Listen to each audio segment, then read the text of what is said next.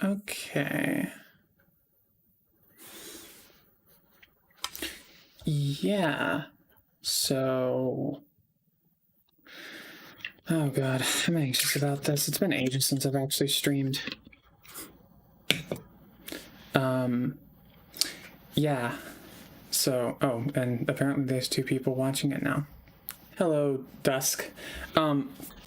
Yeah. Hi, everyone.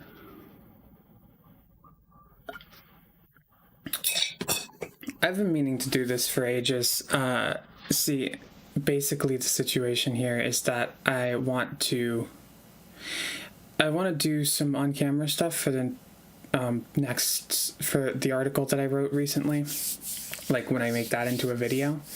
And as part of that, I'm going to want to do some makeup probably, and like just mess with how I record stuff because I have more tools for that now. Basically, I decided it would be a fun idea if maybe I made that into a stream. Like, if I fucked around with some of the makeup that I have that I haven't really used before, and the way my camera is set up and that kind of thing. Oh god, this is awkward. Usually I have other people around when I start a stream. But whatever, this should be fine.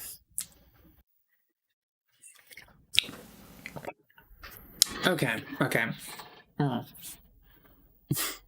Anytime I start something like this, I kind of surprise myself by pressing the start streaming button, so it's always kind of weird at first. I could potentially pop into like one of my server or something, ask if anyone else wants to join, but I think for now I'm just gonna stay on my own. Anyway, yeah, so I guess to answer your question, Dusk, I'm doing fine. I'm just kind of antsy right now. Also, I think I'm going to walk off camera now to put on some like actual clothes. And I'm going to do that off camera because this isn't an OnlyFans.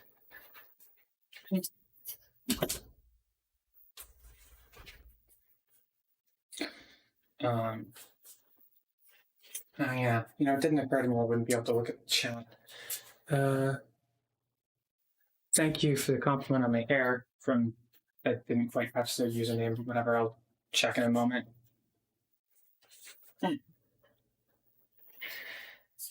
My hair is like one thing that I'm pretty proud of, although it's kind of a pain in the ass to work with sometimes. It kind of, my entire family has thick long hair, and having long hair that tangles constantly, it's incredibly thick, and it doesn't play nice with showering or brushing it or doing anything. Oh yeah, so ETA on that article. Hold on, pants. Let me put on pants. Yeah. So new article is, I finished writing it maybe like a week ago, and I've just kind of managed to get to the end of the usual thing that happens when making these, of having this like week-long period of not really being sure what I want to do with it, in terms of production and stuff.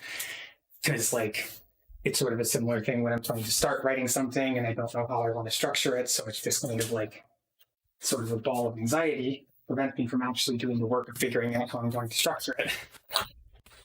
And towards the end of that, so if I can start actually editing the thing soon and doing recording and stuff, then that will probably only be a couple weeks from now, depending.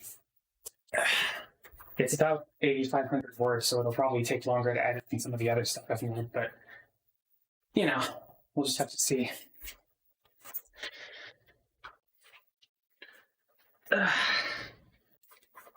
So, yeah, that's basically the situation with that.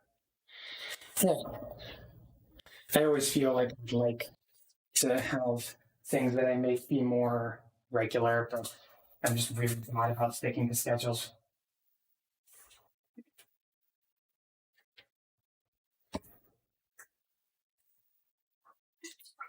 I'll be back on camera and just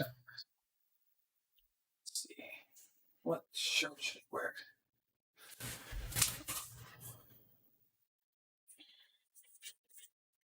this yesterday.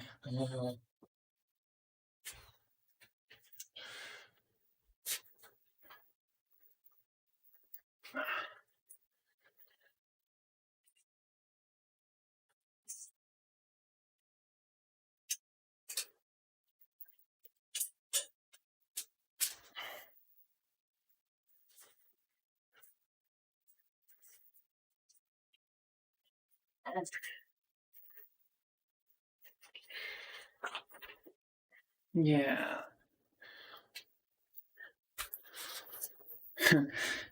Fun fact also, I actually planned to do this whole idea like a while ago when I was maybe like a third of the way through writing this article. I just kind of, well, I decided I wanted to get some chalk for reasons that I'll show up in a moment. And then I decided that, I went to get it and then I got home and I was exhausted. So I decided not to do it that day. And then I just kind of decided to never do it. Because it's been a scary idea. And the idea of actually following through on the idea to do this was part of what's taken me so long in starting editing, because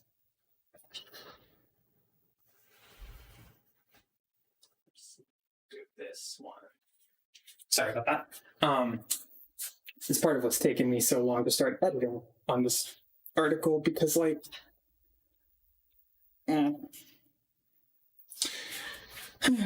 because I've just been kind of antsy about doing this stream where I do some potential, I guess equipment setup and try makeup and stuff for appearing on camera.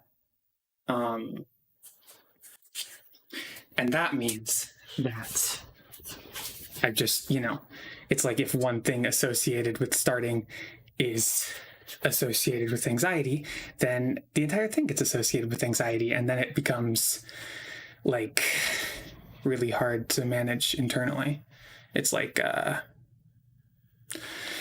I'm just kind of stuck like staring at a wall and not doing things, and then like wanting to do things and then not doing them. And yeah, I deal with ADHD a lot, especially when it comes to writing and recording and editing and pretty much any aspect of putting stuff online.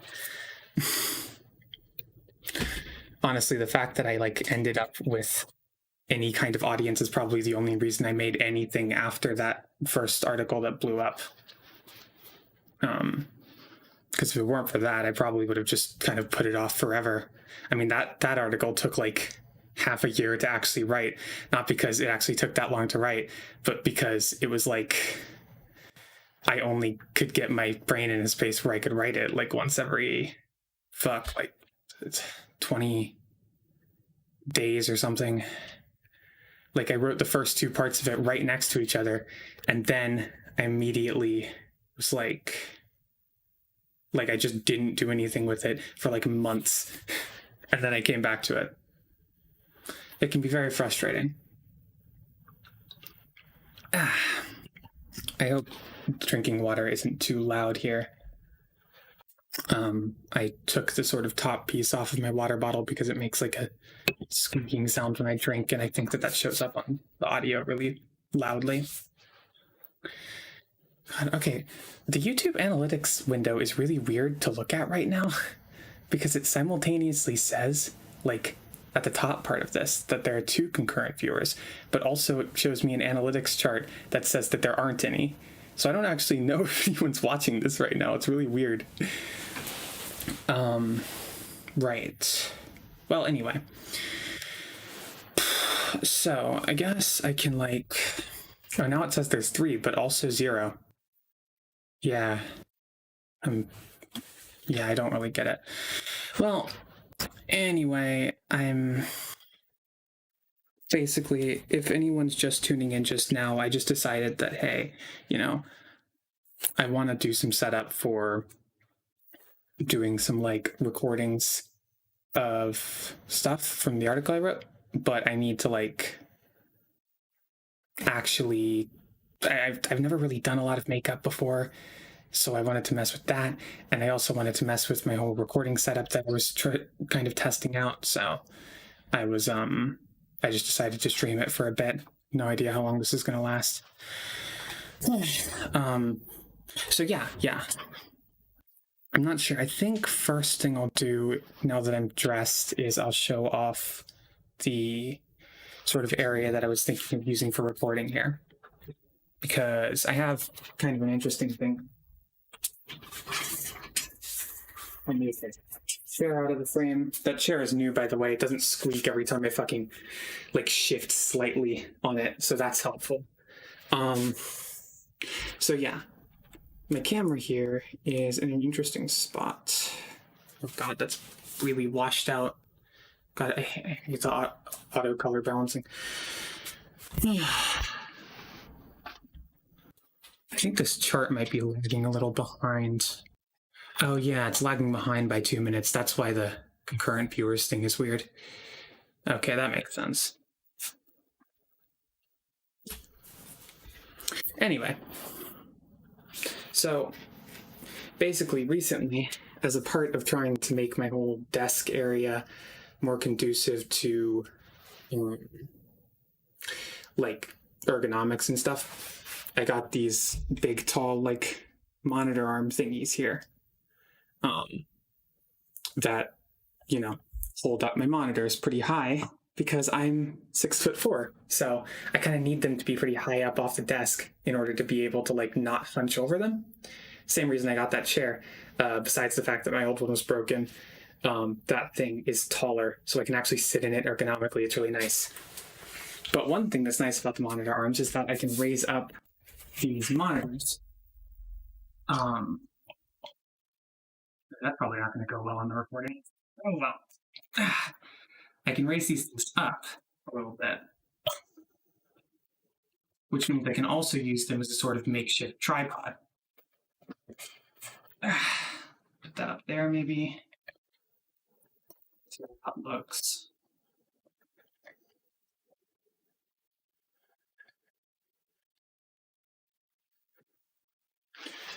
The only downside is in order to work with that, I have to use this Allen wrench. Okay. Well, it's not nearly as high as it could be, but let's see. So yeah, the idea I had, right, is there's this rough area of my room. God, it is really not doing well with the fucking, okay, the color balancing looks okay now, but yeah, there's this rough area of my room here that you can see that the camera's a bit tilted, like maybe like this.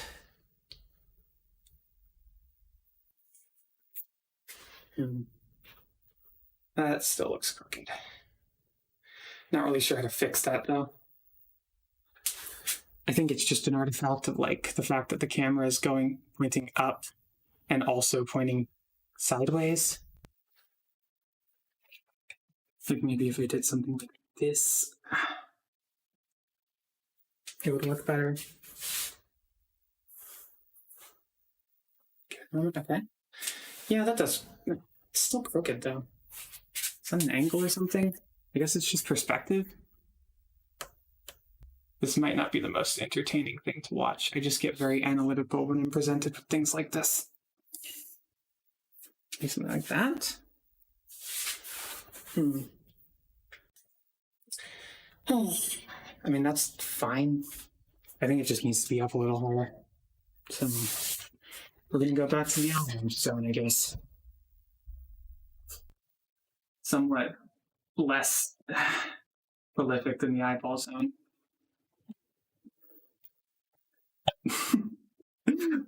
Just the idea of any kind of bit of that magnitude of being done is called like the Allen wrench zone, and it doesn't have any. It's just like a segment where I just talk about Allen wrenches for a bit. And that's it. That's the entire bit. That genuinely I think would be pretty funny. Like it's not like anything about promoting other people or anything. It's just me talking about Allen wrenches.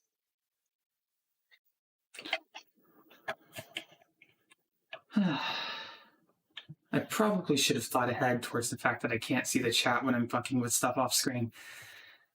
Kind of a awkward situation. I can only just peek at it though. Someone says, yo, hi to not pulling up for school. It's good to have you here. I don't even know why exactly I decided to do a stream for this. It just, I don't know, just felt like a good idea somehow.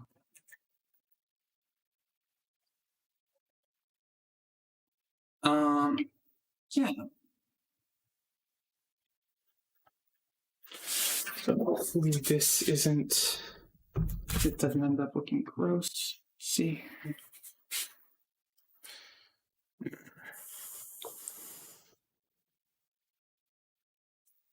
Yeah, the audio, I'm saying audio balancing, I don't know why. The Luma balance is going to be, just because this wall is entirely white, the Luma balance is going to be total crap for a minute, so yeah, I'll just have to live with that. It's better. It still looks crooked for some reason. It must just be a perspective thing. Maybe. Oh, okay, there goes the monitor falling way back down. And back on. That's going to sound great on the stream. Okay, well, let's see if we can lift it back up, maybe. Guess it needs to be tighter. Like I said, it's kind of annoying because I can't actually raise these things up and down without an Allen wrench. But once they're actually in the position I want them, it's a lot sturdier than using gas spring arms. Plus, they're like it's sturdier and it's also just less prone to other failures. Okay, that's really crooked. Yeah, something like this. I don't know. And then maybe flip over like there. Well, that's definitely better. Yeah, that's the basic idea. Anyway, I would have the camera. Thank you. I appreciate the compliment. I would have the camera just pointing to this general area here, because it's kind of right behind my desk. It's a pretty decent place to stand if I'm going to stand somewhere. But I really hope that this isn't like too quiet. And judging by the mic thing, it's probably fine. What was I thinking? Oh yeah. So yeah. My perception of where things are is being fucked up by looking at this camera feed. I keep going to this side of my head to try to fix the like cowlick that was over here. Anyway, yeah, so this is definitely something. I think this is a pretty good angle so far. It's a bit tricky to get it right, you know. Now, what was I thinking? Oh yeah, so I might have to do something about like this thing here. It's kind of distracting when I'm standing in front of it. It's just like a star chart or something. I've had it since I was a kid. But this thing over here, this calendar set to the wrong date. I just felt like that would probably be a good thing to have, right? And then, now we're getting into it because that was the reason that all those weeks ago, instead of doing the stream, I bought chalk. Crayola chalk. I couldn't find a chalk eraser somehow, so I just had chalk. I bought white and rainbow colored chalks. So basically the idea was that I could use it to have pictures or stuff that's like relevant. Not necessarily that I would like be like a teacher over here, you know, drawing on the blackboard as they talk. Just that it would maybe have like I don't know, almost something sort of similar to like how late night talk shows have like a little video screen off to the side that shows what they're talking about or whatever. But, you know, good. So let's see how that looks. Try and draw something. I'm not good at drawing though, but I can always try.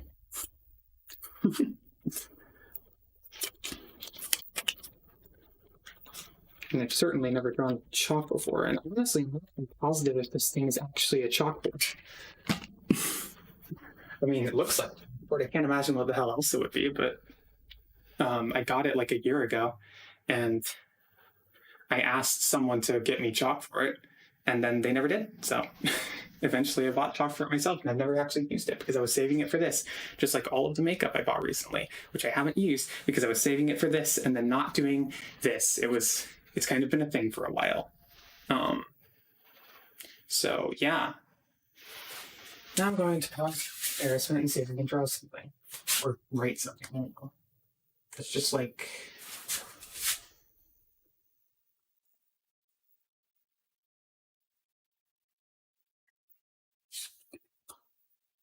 yeah. So there's my name. You can't see it. It's not visible. Okay, this is. I thought oops. I thought you were going to do a makeup tutorial with the crayons. Nah, this is just chalk. I have actual makeup in the other room that I'll get eventually. I'm just going to draw it on this chalkboard. And because of the balancing, you can't see that at all. It's too bright. The light from the lamp over there is reflecting. It's actually kind of a shame I didn't do this stream when I wanted to do it because it had just snowed really hard. So like, it was early in the morning and it had just snowed really hard. So like, I have windows right behind the screens. So like, basically it was pretty much a perfect kind of like, it was almost just like a perfect lighting thing. It was literally just pure white light coming from huge windows right behind the screen. But, you know, it's not actually consistent. And the only other lighting I have is this lamp. So, you know, it's one of the many things where like, you know, I'd love to, if I was going to record myself doing stuff, I'd love to get a green screen and get like, you know, a lavalier mic and like better lighting, but I don't have money, so it's kind of difficult to do. Anyway, let's see if I can. Well, white doesn't really work because it's so bright. So let's try a different color, like blue. I like blue. I can draw with blue. Let's see.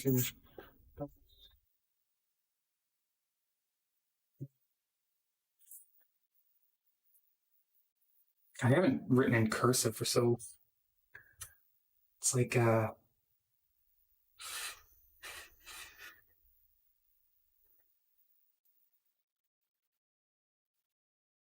and I got it wrong.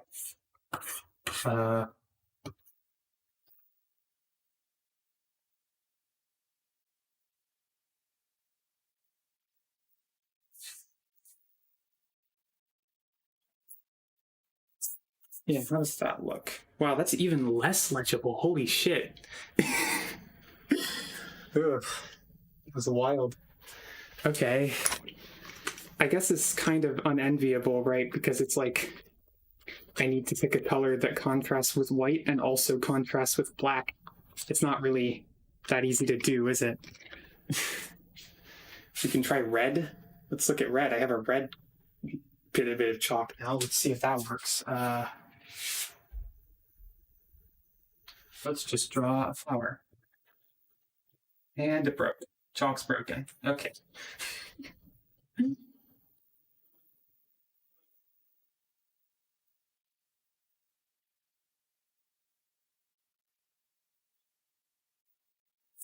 Let's see. You know, for all the ones that we've shown so far, that is definitely the most legible. I feel like I could probably fix the legibility here by messing with the white balance, but I'm not going to do that right now because that would just be a nightmare and I don't know how to do it very well.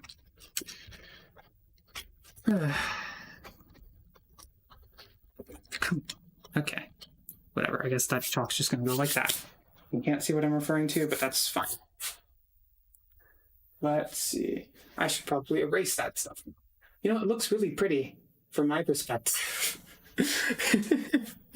It actually looks really nice, but you can barely see it. It's so washed out.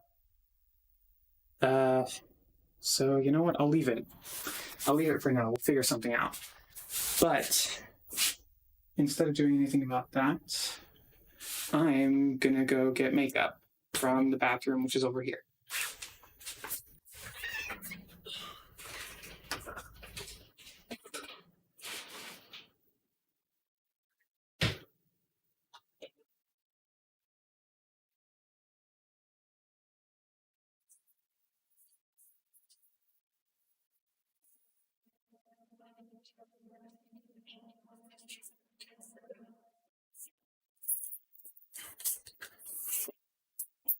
I think this bag has all the makeup I own. There's a lot of it.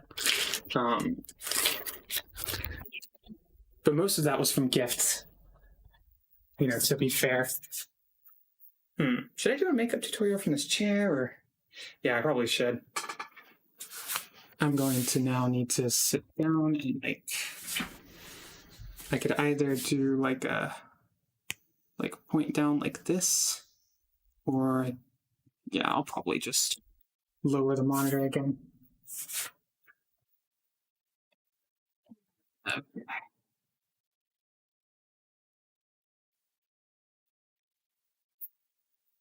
It's really a shame that I can't adjust these things more dynamically, but oh god, oh wow, that's harsh. I hope that didn't like set off anyone's like set off any kind of like seizures or anything. Oh, okay. No, come on. Let me see, is that the right place for it to be set at?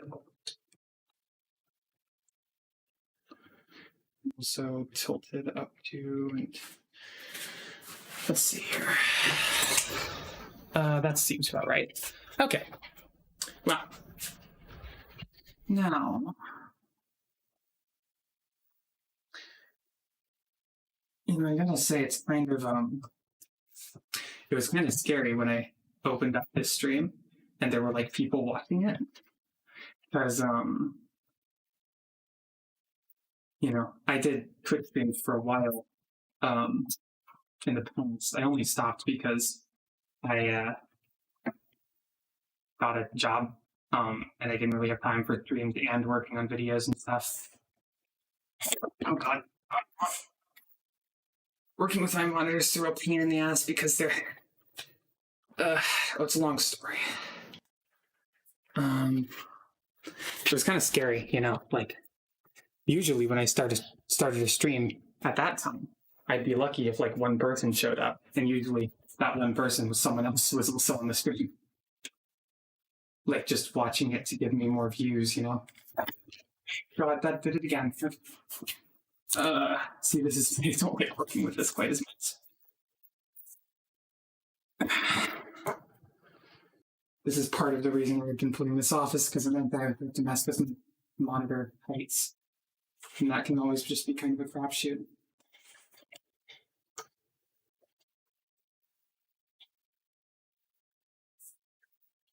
All right, this should be done now, for what it's worth.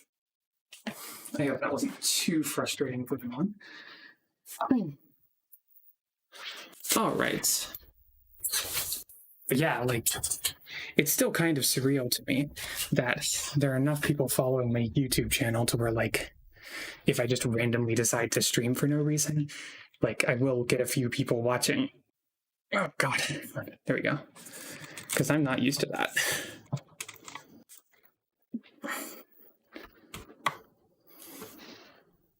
And we'll do something like this and this. And... okay, that's probably fine. Okay.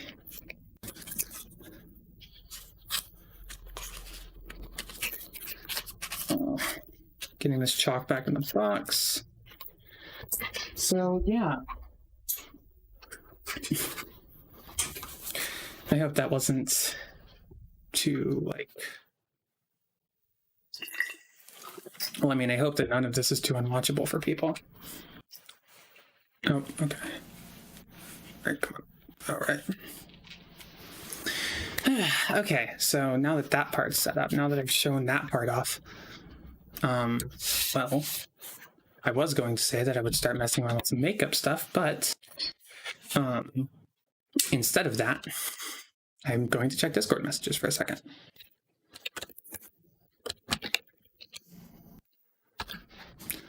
And now I've done that. So,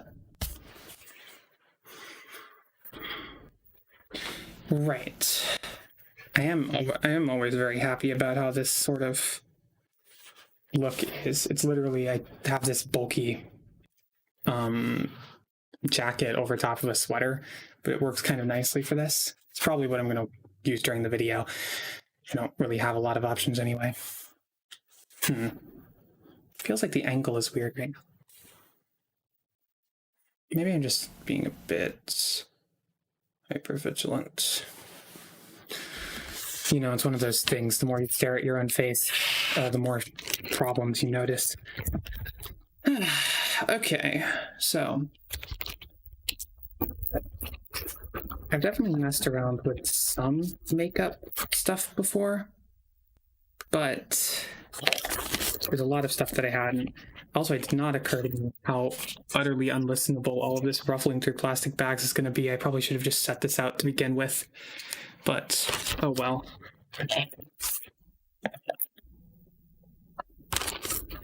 Nail polish, look at these makeup. Yeah, I'll just try and do all the ruffling around, you know, to start with. That's definitely the lipstick I'm going to use. What the hell is this? Eyeliner? I guess I could mess with eyeliner.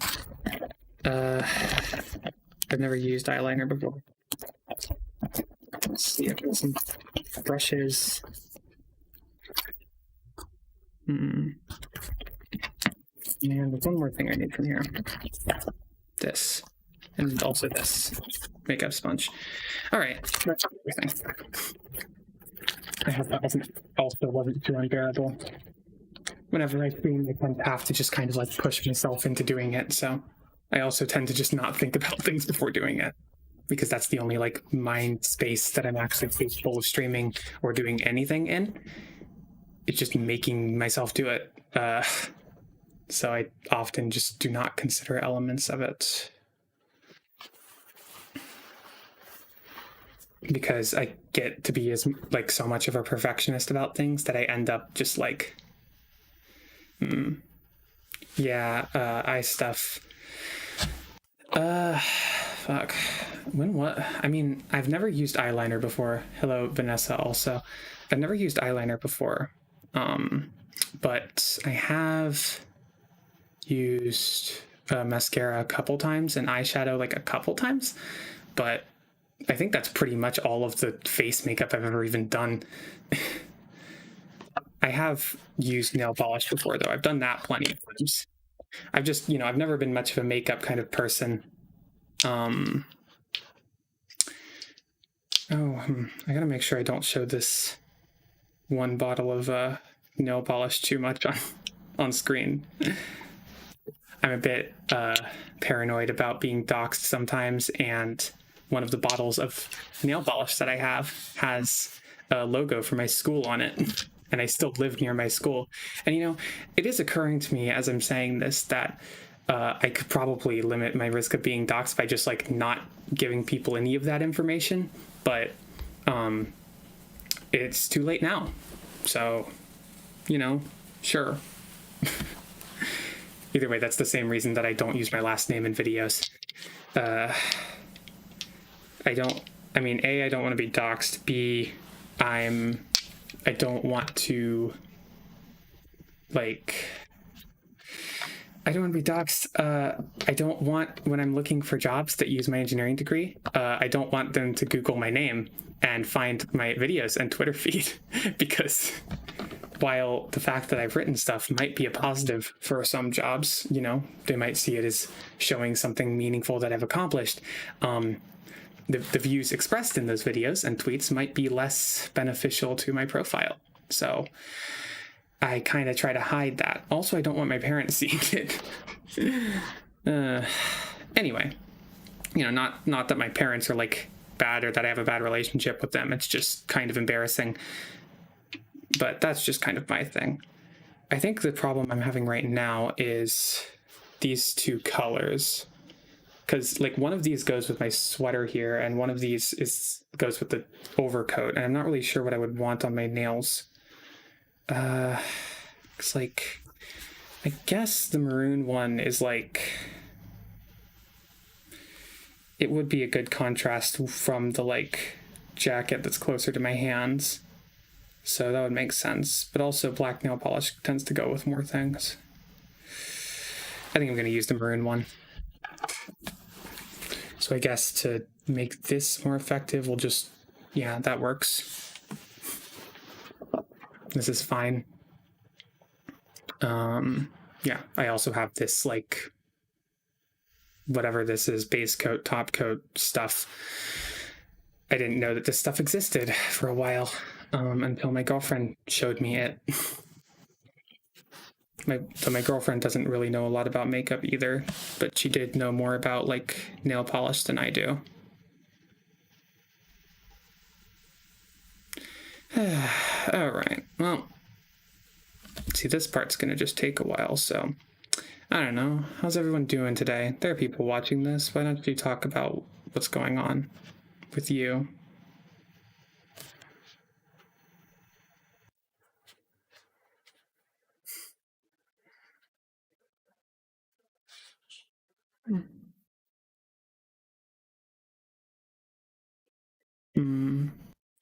Yeah, yeah, I struggle a lot with the name stuff too. It's like I think at some point, like if this channel like actually got big, then like I would probably want to sort of like, I guess, put it on my resume and things, but that's just kind of tricky because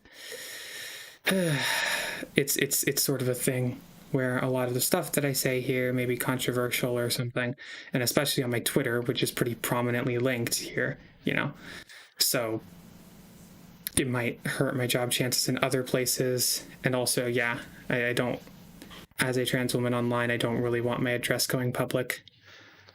I feel like there are places like various Discord servers and Twitters where like if you collected all of the posts I had made on there, you could probably dox me, but you know, I think you can pretty much dox anyone. I just don't want to make it easy, you know.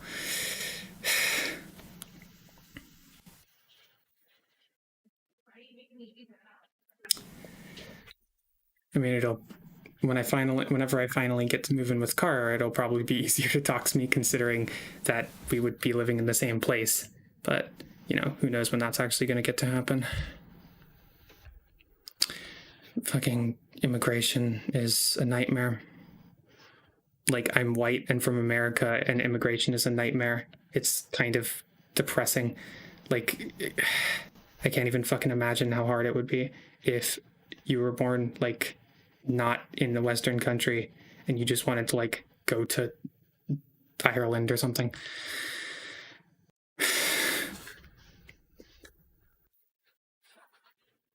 It's kind of, yeah, it's just kind of a nightmare. I feel like when people talk about immigration and borders and stuff, I feel like people don't understand that, like, in most countries, you can't just, like, move there.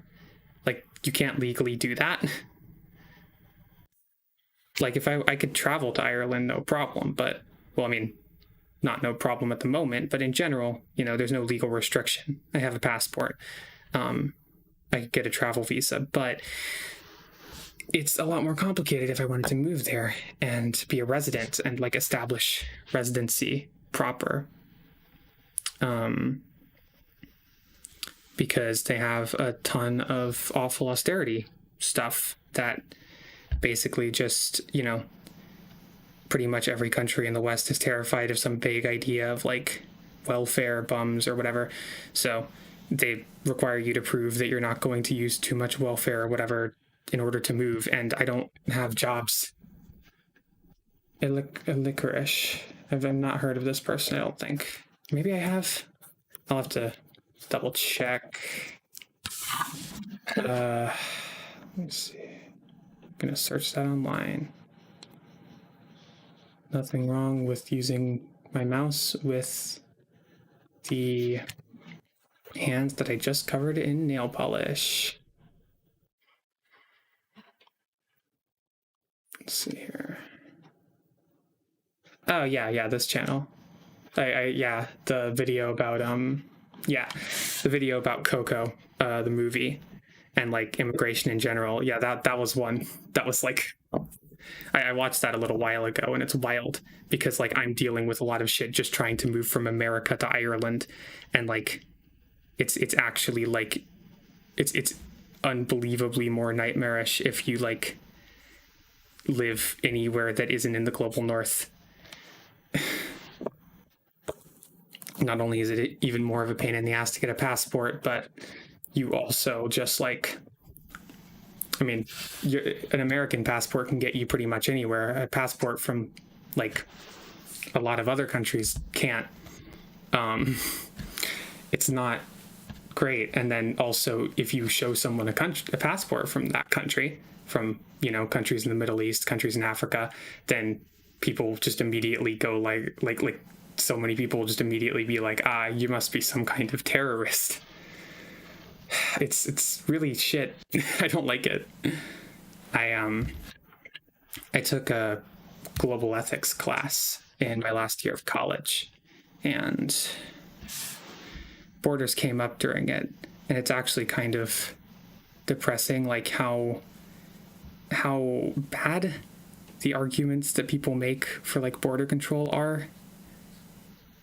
And I mean, I guess, maybe I'm a bit on the radical side here. I kind of just wish that there weren't any borders. But like, still, it's just kind of depressing how weak the arguments are.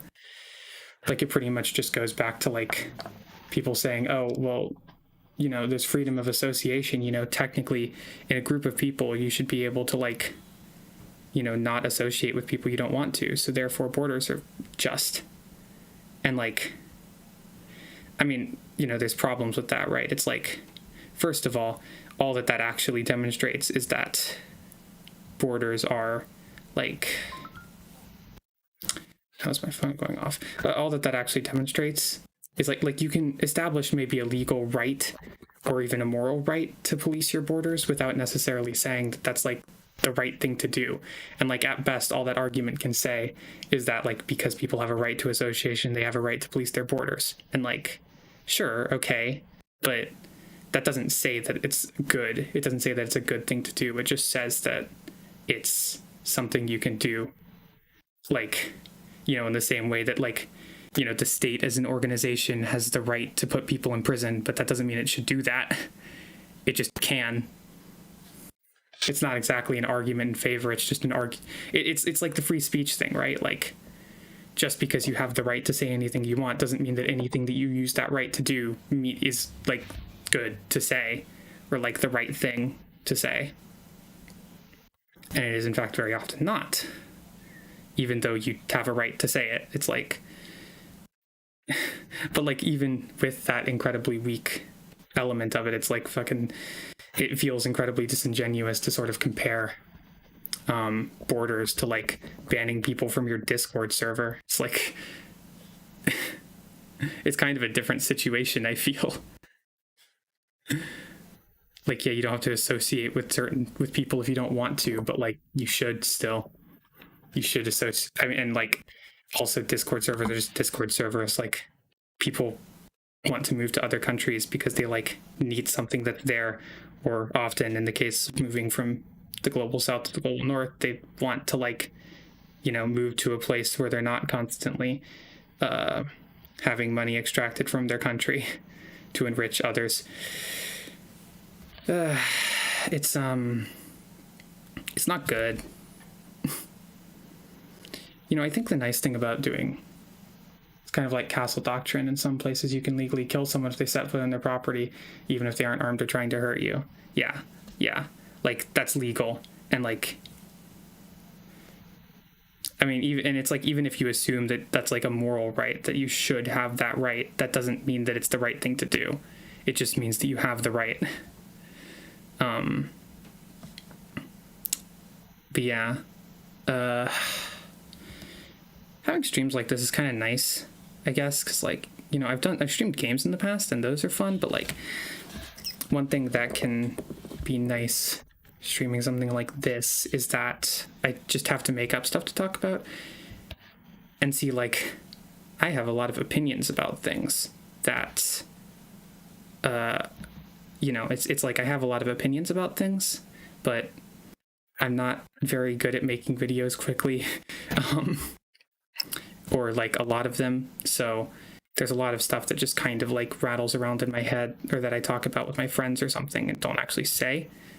So it's kind of nice to like just talk about stuff like that without feeling the need to format it all into a sort of like properly written out structure. Because that can be the difficult thing with writing stuff, There's some takes that I have that are just kind of hard to format that way. Or like maybe it's just a really simple take that I have. So it's kind of like, I just noticed this is really weird. Okay, that's better. Yeah, it's kind of a simple, like it might just be a really simple take that I have. So like, I could make a video about it, but it would be a 20-second video, where I explain the basis, and it's like, okay, that's fine, I guess, but,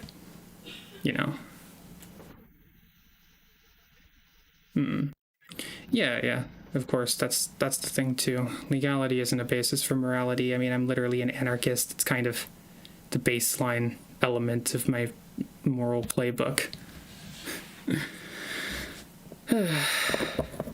Thank you for the compliment on my sweater. I like it too. I got it from my mom a while back. I got a lot of clothes from my mom, which is why a lot of my clothes don't really suit me that well, but... And the overshirt I also got from my mom. I just remember this thing technically has like a logo on it, which is kind of like this shirt.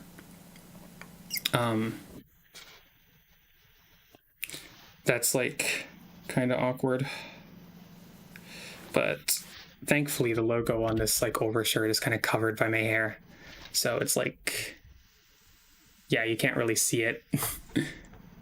It's just in that exact area where my hair usually covers. It's kind of convenient. This is my favorite part of doing nail polish, where you just kind of sit around and like wait. Just kind of like, I'm gonna make a bunch of tapping noises on the countertop. That's, wait, those actually don't go through on the stream. That's nice. I'm using the like RTX voice thing, so hopefully that is helping with that kind of thing. I think it does filter like clicking out. Yeah, it mostly filters out mouse clicks, but it doesn't filter out keyboard, unfortunately.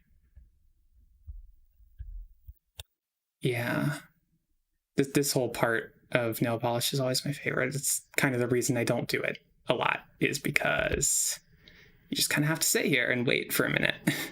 I don't know exactly how long it takes. Usually I end up just doing something else and then I get distracted.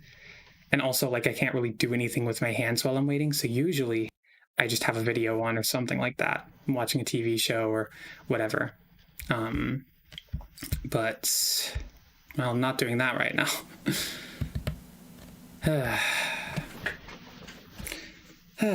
But yeah, yeah. I guess to continue what I was saying earlier, I'm still going to scratch my face. I can't not do that, but why don't I put my face on screen while I'm just waiting for this to dry? Yeah, I guess to continue what I was saying earlier, it's a bit tricky, just like,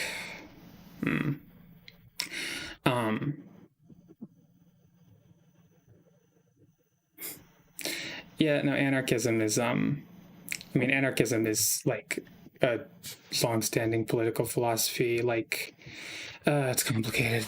I, the popular conception of anarchism is just that it's like the idea of wanting to, you just want to like blow up the world or whatever. You just want to like kill everyone. That's not really, anarchism isn't being the Joker. Uh, it's just the belief that that the state and like hierarchy in general is fundamentally unjust and like needs to kind of prove its value in a sense. That like, you can have hierarchy, but it needs to like justify itself. Yeah, it's just the idea that like looking at the state and looking at capitalism, and the sort of hierarchical structure of our society and saying that's not good. That's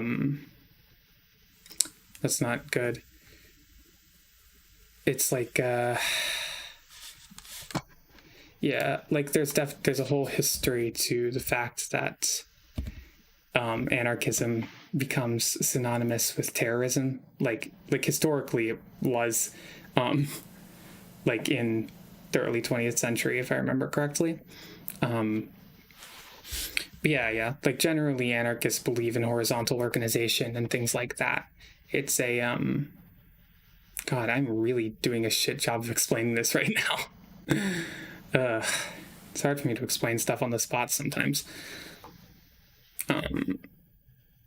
Yeah, it's just that, yeah, anarchism is basically just the idea that like that like people, that hierarchy is bad, essentially. That hierarchy is like bad for everyone involved in it, that it's fundamentally corrupt, like that the that's the problem with any given state isn't the people in charge of it, it's like the people, it's just the fact that it's a state. Oh god, stream's lagging or something. Yeah, I don't tend to talk about my beliefs with other people a lot in the real world. I kind of should more. I'm just scared about it.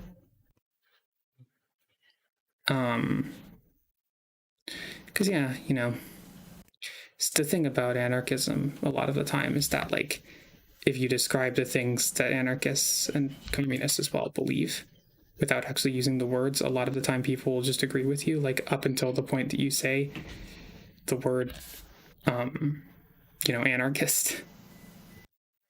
Like,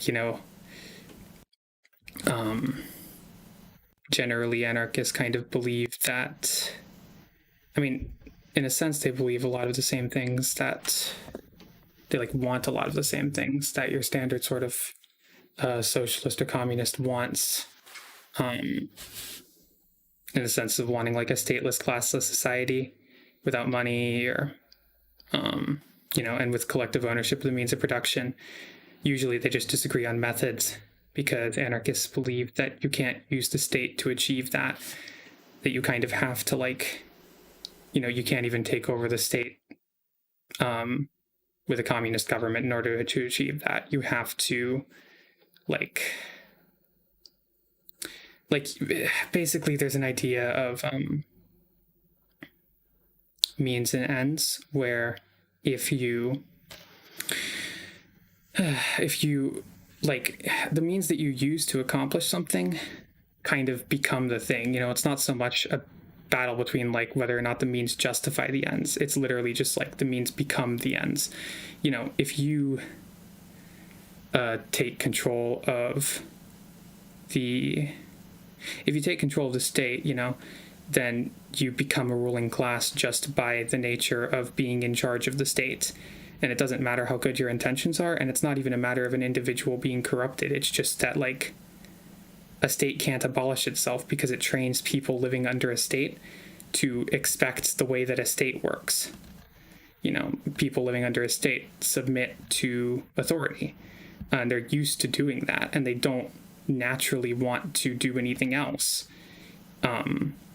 it's like how you go through school for like 12 years and then you become a lot worse at like learning stuff on your own, because learning stuff is something that you go to school for and you get taught by someone else.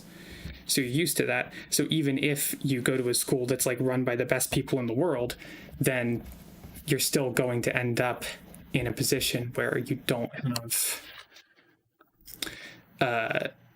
even if you're like, even if a school has been run by the best people in the world, it's still a school and it's still not training people to do their own learning and to like kind of be their own people. It's still kind of training them to learn by listening to someone else talk exclusively. And, that's not always bad.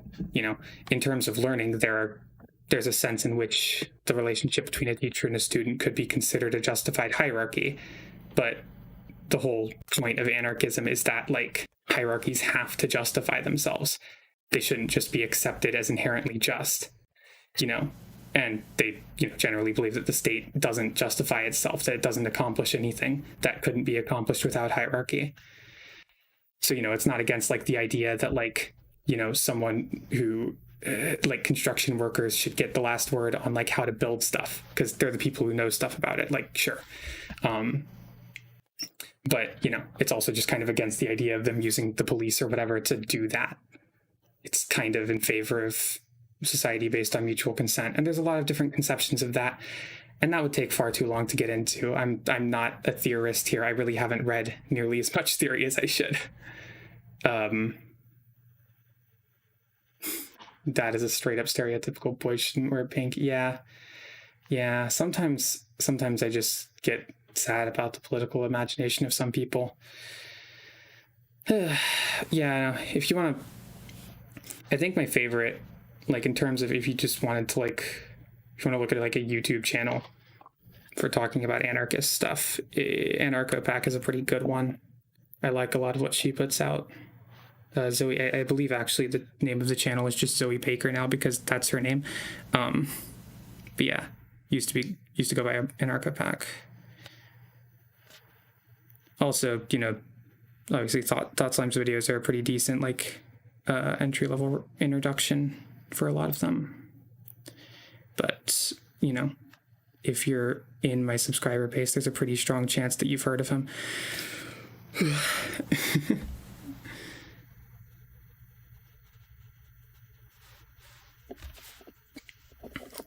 It exists, it must be, yeah.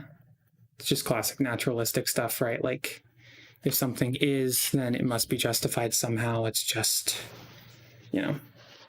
boys like X, girls like X. That's just what it is. That's just how it is. There's no need for that to be demonstrated. It's just, and then you claim that it's objective or something, that it's like, science is objective because this is science, because I said so, I guess. It's kind of a whole problem. It's kind of a whole mess, really.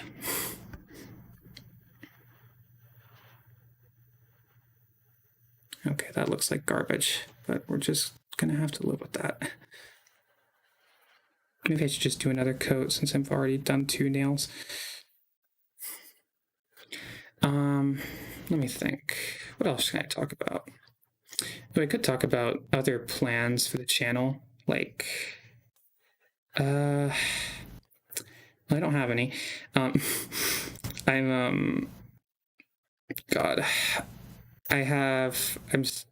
mentioned it earlier, but I am like wanting to work on that the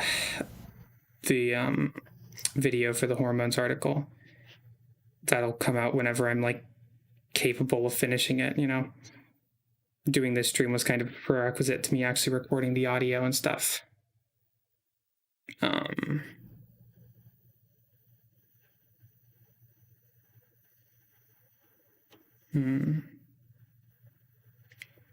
Socialization. Oh, you just mean in the sense that like, people talk about how like, people are socialized in a certain way, and then someone's like, well, actually, biology or something, when you think about it, biology actually says that women like this, so that's just the way it is. And there's like no nuance to it. There's no concept in which it's like, okay, maybe there's like some biological inclination of some kind, maybe, but like also it's definitely like not to this degree on any level. Yeah. I mean, the thing about like brains, for example, is brains are pretty plastic, like all things considered. They get shaped a lot by just the stuff you go through in life, even if there's like, some fundamental way that your brain has grown that's different from other people, then like it is also something that can happen during your life. It isn't necessarily genetic. And even genetics itself isn't always so clear cut, because factors that happen during your life can impact the way that your genetics are expressed. And also can like impact the way that your descendants' genetics are expressed. Like, it's not quite Lamarckian stuff, but it is a thing. Like, there's a field of epigenetics, which I know very little about since I'm not a biologist, but, that's a thing.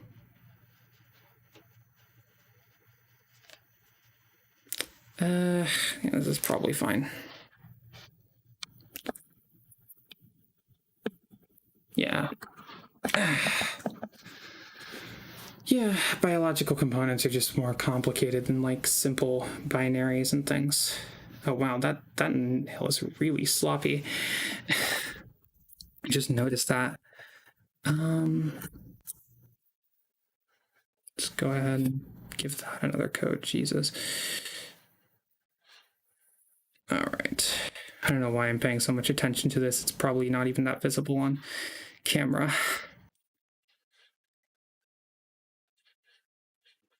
Okay. Yeah, I am. Yeah, one of my biggest pet peeves is when people just like conflate sort of the vague idea of science and like, especially just objectivity and stuff with like things that are sort of decided by people. That's why I made half the stuff that I did. It's kind of a thing that people do a lot, is conflating just science with just science with being this sort of like truth that people discovered, as opposed to being this like way that people talk about and think about and understand the world that like is complicated and helps us learn things, but like isn't itself truth. Basically, a lot of people who talk about science don't understand science and aren't scientists. Yeah, you may not like it, but that's just the way it is. And why? I feel like, yeah. I mean, women might cry. Like, I think estrogen makes it easier to cry, from my experience, but that doesn't mean it like gives you new emotions, or that it like, changes who you are on any kind of fundamental level. It just makes it a bit easier to cry. But then that's sort of taken as weakness, the way that we construct weakness. And it sort of then becomes that thing of like, you have to try not to cry. You don't want to be too emotional. You don't want to be too frenzied, ruled by your womanly passions. It's kind of an issue. God, I do not have a lot of good ways for ending like ideological statements. I have like 3 endings. A lot of this stuff, by the way, I go into in the that article that I wrote, the hormones one. I hope that's out soon because it keeps being very relevant. The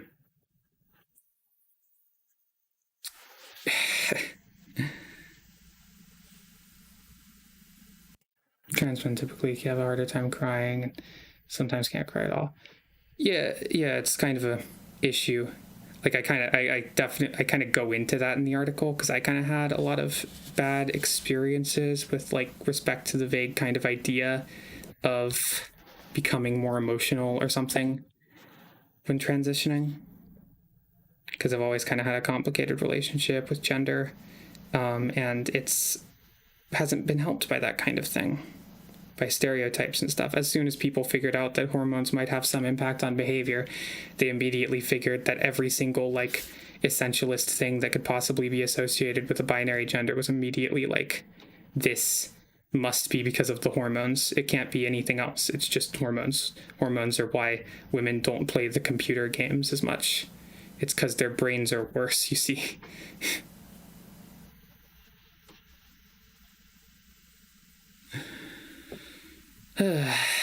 Yeah. And then that all just plays back into toxic masculinity and stuff, and how, you know, the way we talk about masculinity makes people less emotionally stable and encourages people to be unhealthy about how they handle emotions. Okay. Yeah, it's a lot of stuff.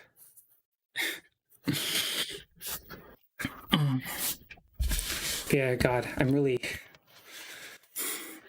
I have had a...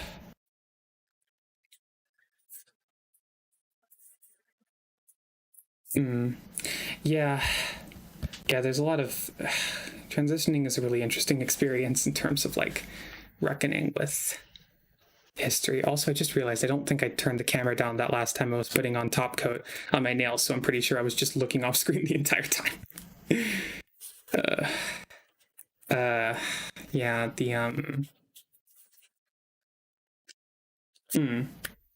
Yeah, yeah, that's the thing. It's just,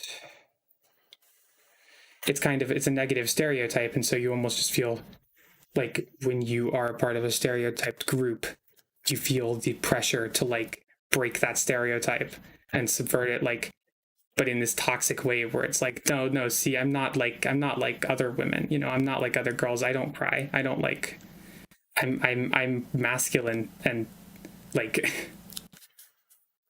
it's not, but it's, yeah, or it's just this really unhealthy expression of that. It's like, it's really shit, basically.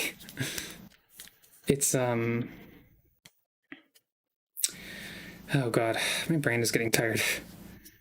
I'm not really sure why. I think I just get tired whenever I talk about heavy stuff for too long. But yeah, the, yeah. It's, I think that happens with a lot of the time when you're in a minority group. You end up doing that thing. You try to like subvert the stereotypes associated with you. And so you end up just kind of validating them in some sense and running away from them. Like when you're queer, you know, there's a lot of associations between queer people and like being sex perverts or whatever, you know, being fucking, and yeah, being sex perverts and like going after the kids or something. So like, then, you know, if you're a trans woman, you just like end up, you know, even if you would normally be like this, you just don't want to like express any kind of sexuality online or anywhere, just at all, because then it's like, oh no, but then it'll look like I'm, you know, I'm like one of those, you know, I'm one of those kinds of transsexuals. It's a bit of a thing. That was probably charming. That scratching. Anyway, I should stop talking about this. Let me think. Okay, I think, I don't know, that seems fine. Oh, okay, that...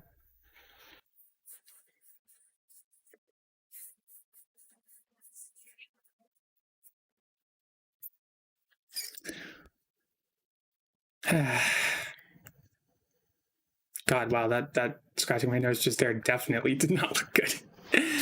Whatever. Yeah, I like...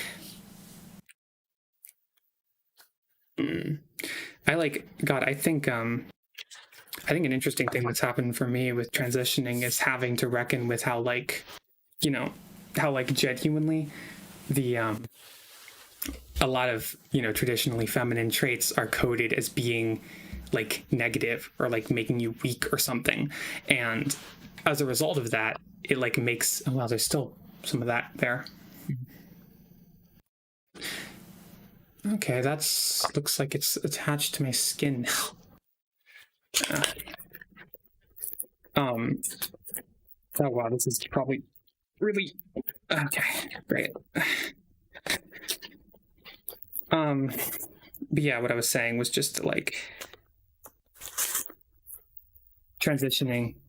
You end up with a sort of thing where like you have to, if especially if you have a weird relationship with gender stuff, you have to try and like figure out how much of that is genuinely that you have like, you know, I don't want to embody this kind of femininity, and how much of it is like this kind of femininity has a negative connotation and I'm worried about having that, you know, I'm worried it'll make me weak if I wear a dress or something. And that's a really hard thing to sort out.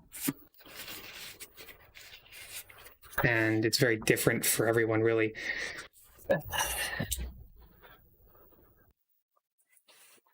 All right. Well, okay. So now I have nail polish on. If only, if in, oh god, it looks like it cracked here. Oof. Whatever, it's fine.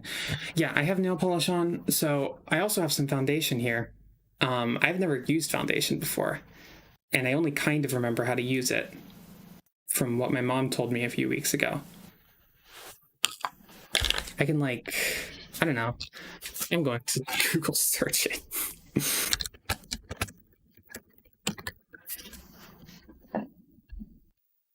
How to apply foundation, 13 steps with pictures. Okay, I'm supposed to wash my face first. I guess that's probably a good idea. I see, okay. Then moisturizer, then primer. I don't have primer. Color correct your skin? What? Okay.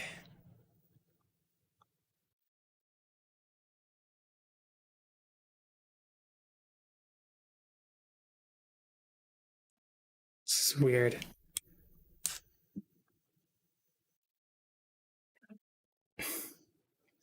Okay, well, now I'm going to wash my face, I guess.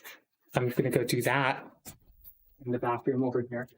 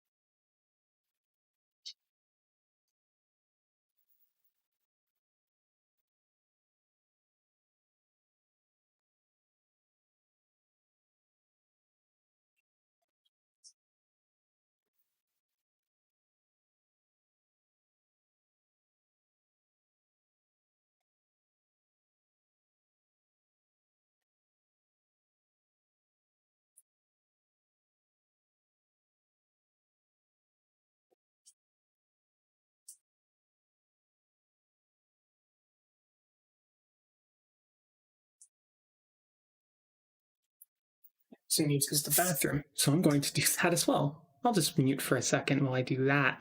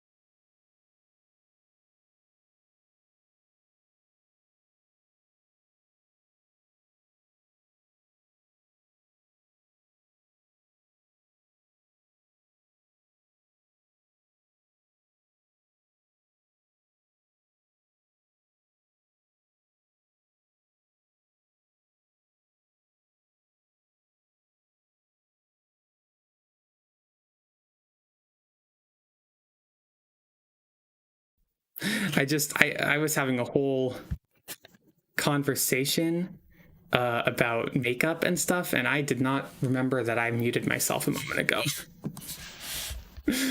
Oh god. Oh, huh. Yeah, I don't think I've ever painted my nails any other way. It's way too hard otherwise. Okay, I think that's all that done, so I'll let that dry for a moment.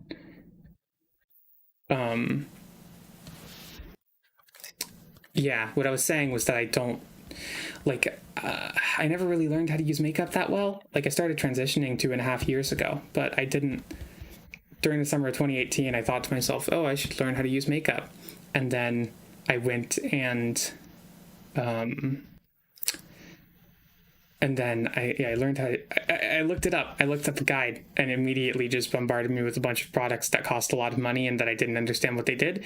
And I was confused and I decided, like, basically that, the audio stream's current bit rate is 0 lower. People can hear me, right?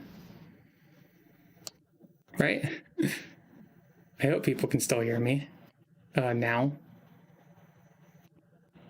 Okay, good. It looks like it can be heard. Oh, huh. Yeah, I've never done that.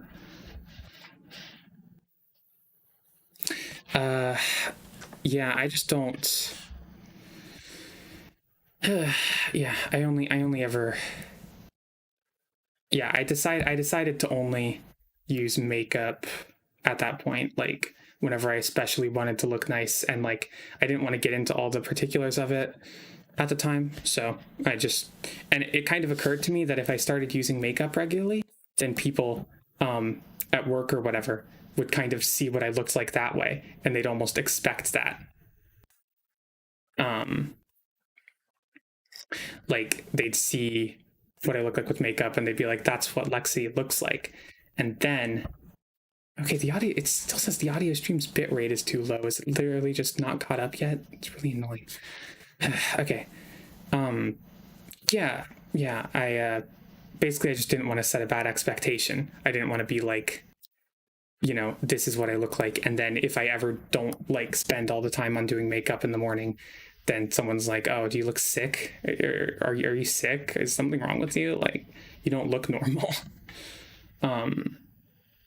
That was basically what I decided. And so, oh, yeah, no, I've messed up the code again. God damn it. Oh, God. This is like the 5th code or something because I keep fucking this up. I'm not the most patient person in the world.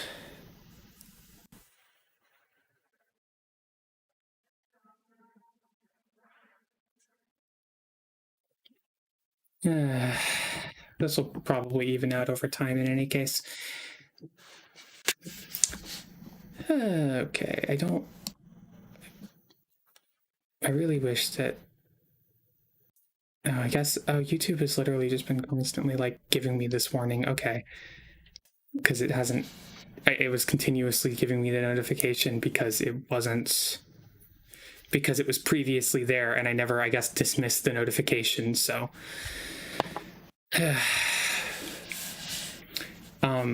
yeah. So that was what I decided with makeup. So I didn't even have foundation until pretty recently.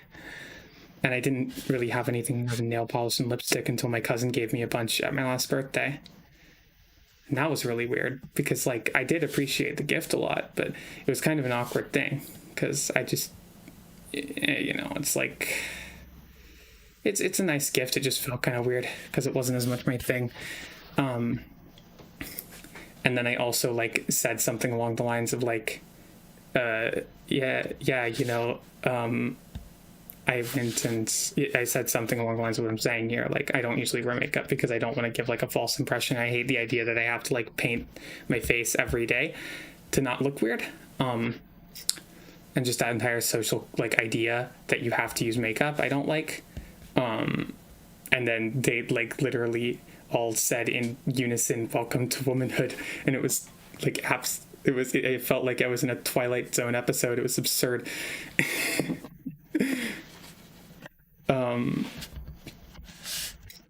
Because yeah, that's it's just a real fun thing to. It's like, yeah, I'm expressing a distaste for that as a woman, that I don't like the idea that I have to do that. Like, same as you, like I'm doing the thing. It's fun. But anyway, yeah, I guess I don't remember, but I guess to get back to the point I was making earlier, I just like, well, I wasn't making a point earlier, so I guess just to change topics, I have been, I don't know. I really don't know. I feel like I should have a topic to change to, but I can't. Sometimes I guess sometimes I don't have a topic to change to, and that's fine. But I really don't want to have a stream where I'm just sitting here in complete silence, doing makeup and staring at the wall. It's not really the ideal stream experience, I don't think. Like, generally speaking, it doesn't seem like something that people enjoy. Ugh. Yeah. I'm personally like, it took me a while to get there, but I like using the label woman a lot, but specifically that I'm a non-binary woman. Just in the sense that, I mean, I don't know, it's a term that just means what it means, I guess. I'm a non-binary woman because I'm a woman and I'm non-binary. God, I don't know. I've been thinking of putting some like, I guess almost, yeah, just some commentary of stuff for some of my older videos on my Patreon at some point. That's something that I want to do whenever I'm finished with this video.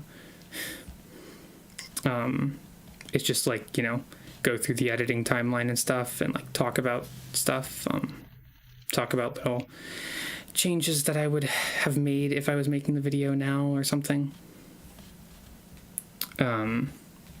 Oh yeah, no, that's its own whole thing. The like premature maturity of women being expected to be mature at a very young age, and to be women at a very young age. It's not very good.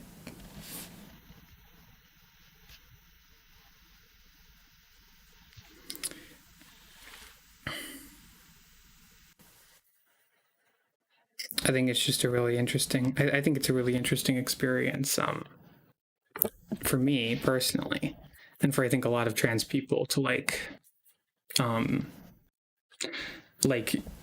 if you're a trans woman and you like complain to cis women about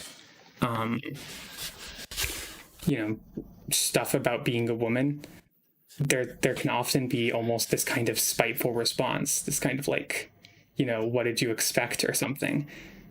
And it's so like, it's such a weird thing because it's ultimately just like it's just one of those ways in which like transphobia ends up being like anti-feminist as well in that sense, because I feel like men are biologically funnier. That's incredible. That's such a awful fucking statement. Jesus Christ. Huh. Wow, this mascara brush is actually pretty good for scratching my nose. That's neat. Okay. Men are actually biologically funnier. It's the testosterone stimulates the humor glands and it makes you do it.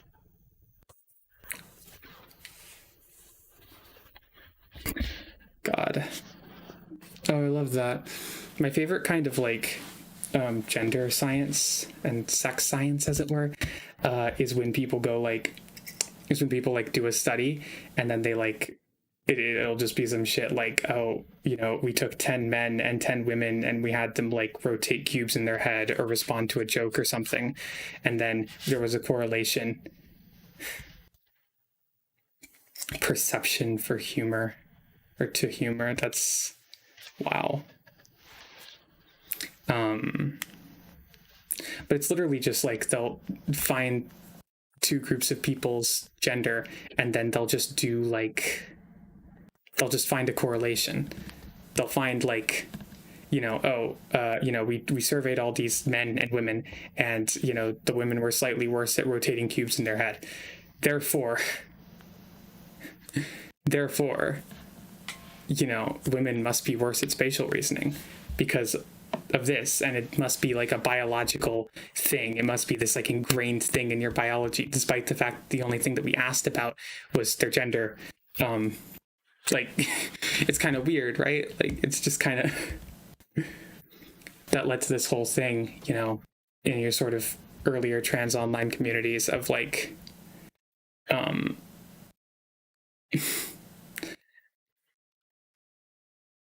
that's interesting. Yeah, no, I mean, that's a common experience too. Like, especially if you're like at a certain point, if you're at a certain point in your life, like say you're already working in a certain career or whatever, and you transition while working there, it's often really noticeable the way people start to treat you differently. Yeah. Because, when women tell some kinds of jokes, then it's like, whiny or whatever. It's being bossy, being stubborn, meant all the jokes. It's just kind of funny. And like, that's kind of the reason I would say why anyone would think that like men are just funnier, like biologically. It's nonsense. And biology just doesn't come into it at all. It's like, I mean, I guess theoretically, I guess it could, but it's just, it's just the thing of like, we tested based on gender how funny we thought the jokes were, and then we assumed that because of that must mean that the humor gland is bigger in men. Also, here's like a study where we sort of like looked at a brain under an MRI machine, and the man's brain was like, it glowed brighter when they were told a joke. And also the brightest glow of all came from this dead fish that we also put in the MRI machine.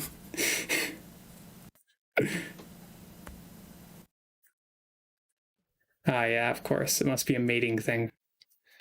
I love evolutionary psychology. It's my favorite thing because the way that evolution works, and I can say this as an engineer, the way that evolution works is that it's in literally anything, any trait of people that like kind of seems like it would make sense in some sort of vague idea of like a ancient times or whatever, must be true, and it must be exclusively because of that.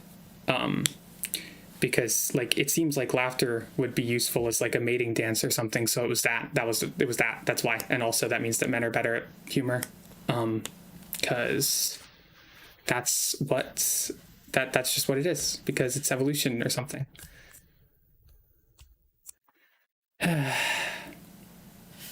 Yeah, humor is good. I like jokes. God, evolution is such an annoying thing whenever it gets brought up. My face is itchy. I don't want to use my hands to scratch it. Humor, like, yeah, oh yeah, evolution is just so like this is something I actually do know stuff about. And it's like just evolution is so like, evolution isn't a process of species and creatures like changing into like a better form or a more like advanced form or something. Like there's no creature on Earth that's more evolved than anything else on Earth, because like evolution is just a process by which stuff becomes specialized towards its environment. Yeah, it's like it doesn't go in a direction. Humans aren't more evolved than anything else. Like, there's the old refrain of like, oh well, if we evolved from monkeys, then why are they're still monkeys? And like, we didn't evolve from monkeys. Humans and monkeys evolved from the same ancestor, but like modern day monkeys are not the same thing that humans evolved from. But B, also humans didn't like.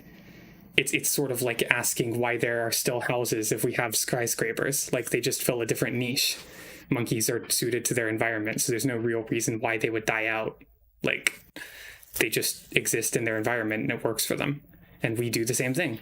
The thing that makes humans able to like occupy so much of the world is that humans are really adaptable, because we don't have a lot of specific adaptations for an environment, but we have like a lot of generalized stuff, like being able to invent stuff that we can use to keep ourselves warm, like really effectively, or, you know, that kind of thing.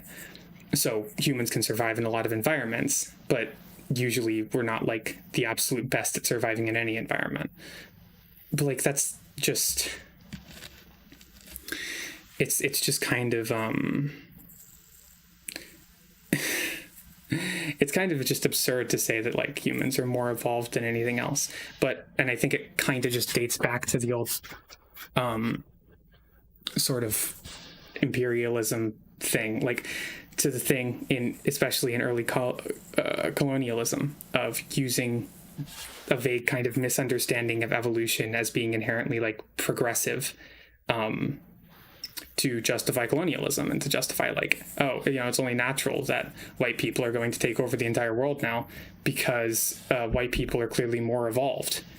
And like, that's kind of the only reason I think that the concept of more evolved exists, because like it doesn't make any actual biological sense. It's literally just like so that you can have an excuse to say that humans are better than all the other animals, and to say that white people are better than every other race of people.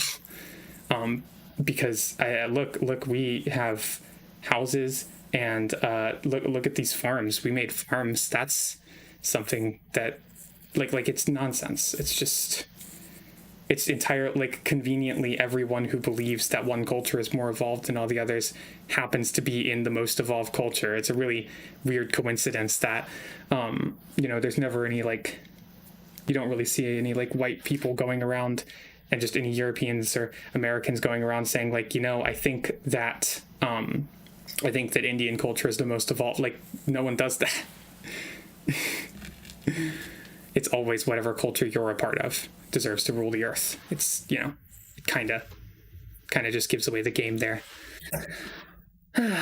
Okay, I should be able to actually put on makeup now. And if my nails get messed up again, then we're just gonna have to live with it. So yeah, foundation. I have foundation. This might end up looking awful. We're just gonna have to find out. And I don't know how to put it on. If I remember correctly, my mom said something about putting it on the nose and the forehead and like cheeks, I think. So let me see, how does this work? Okay, I see. So like, I can just, I guess, squirt it on like that. Okay. Then here.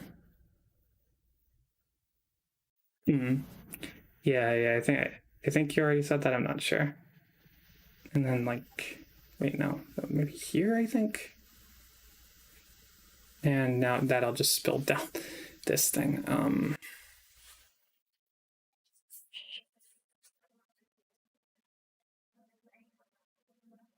And somewhere around there, and then there's like, God.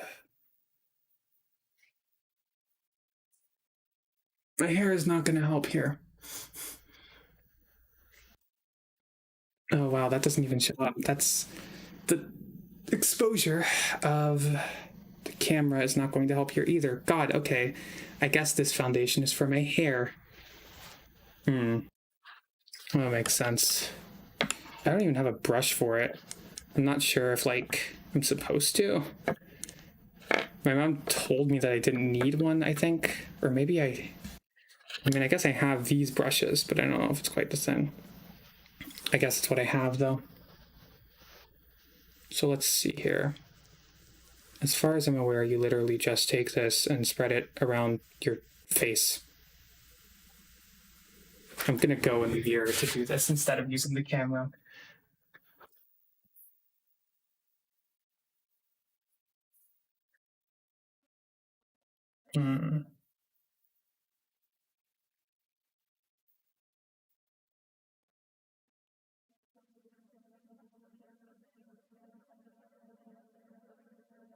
This might be a little bit too cold for my face.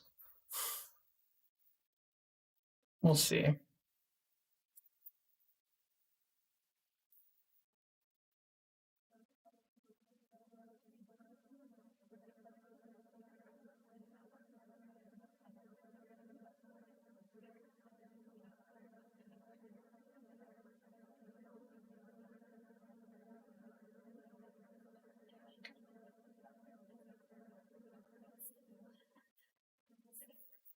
God, I can't wait to see how awful this looks.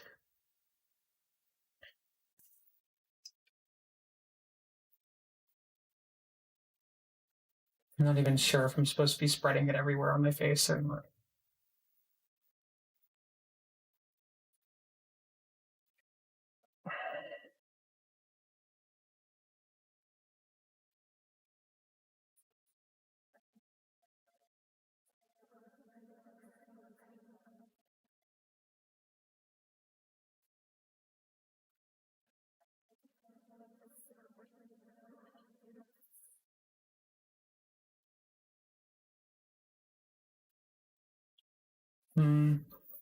Maybe I had a warmer undertone than I thought I did.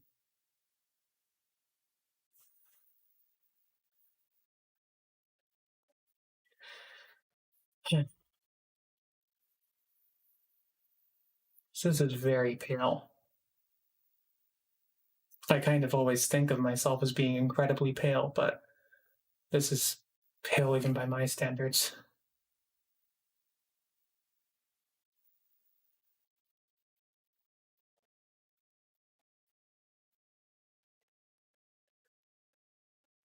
Maybe if it's spread out enough, it won't be so bad. Maybe.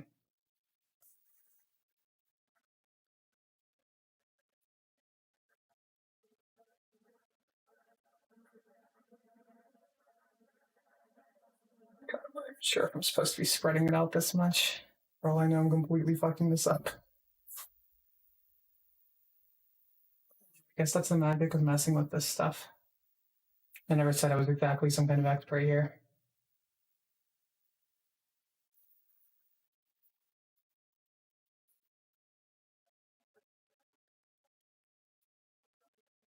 God, I seriously didn't know it was like possible to be more white than I already am. That's kind of absurd.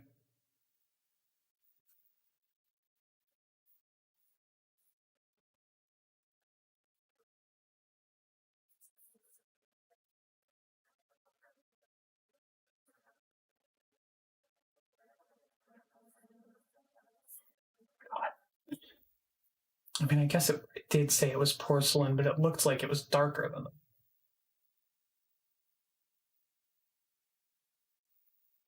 Maybe I should have gone for like a whatever the next color down. It was beige or something.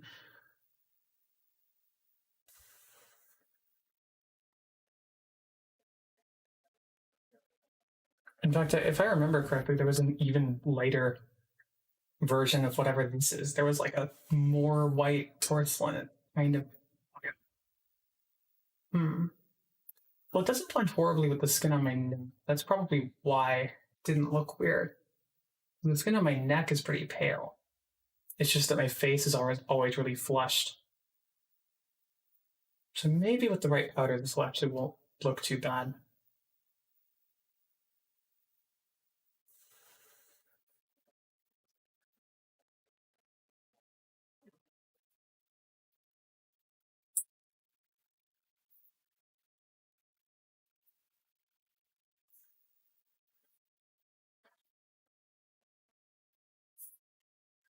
God, it really contrasts with my lips too, because my lips are naturally very bright red.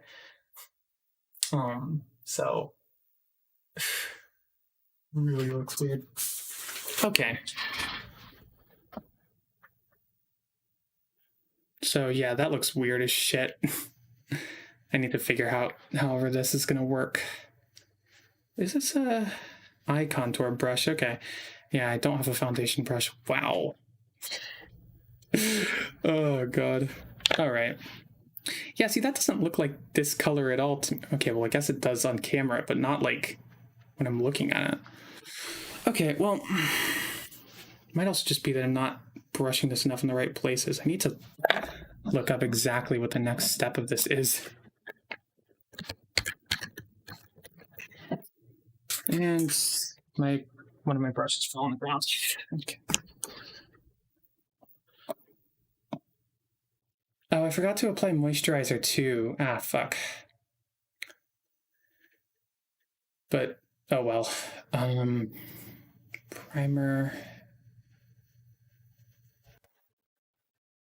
You don't want a heavy caked on look, so it's best to start with a little bit of foundation. That's good to know.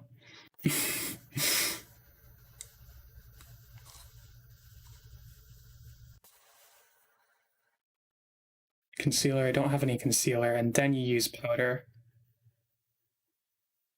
Okay, interesting.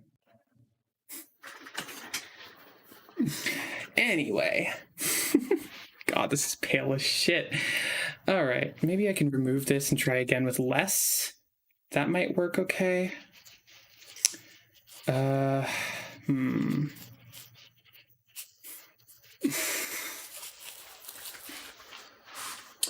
Yeah, because it's just that there's too much of it, I think. I wonder what happens if I just try smoothing it on with my hand and take some of it off that way. Like, just do something like this. I'll just coat my face in oil. That's probably a good idea. Might actually be a good idea. I have no idea. Ah. You know, okay. That definitely looks more natural now, but it's definitely too pale for me, I think. I have no idea what this show is. Bridgerton, I have no idea what that is. It also kind of really causes this little mole that I have to like be way more prominent for some reason.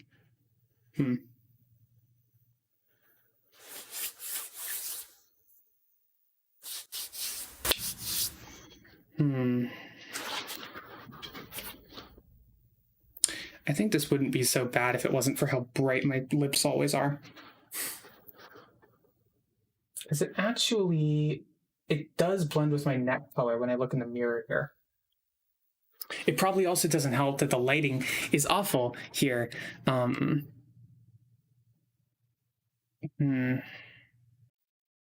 the camera lighting. Maybe I should just mess with the camera properties. I wonder what that'll do. Color space, color range, I don't know. What if I just made it less bright by force? If it's that dark, it doesn't actually look so bad. Oh, almost accidentally closed OBS.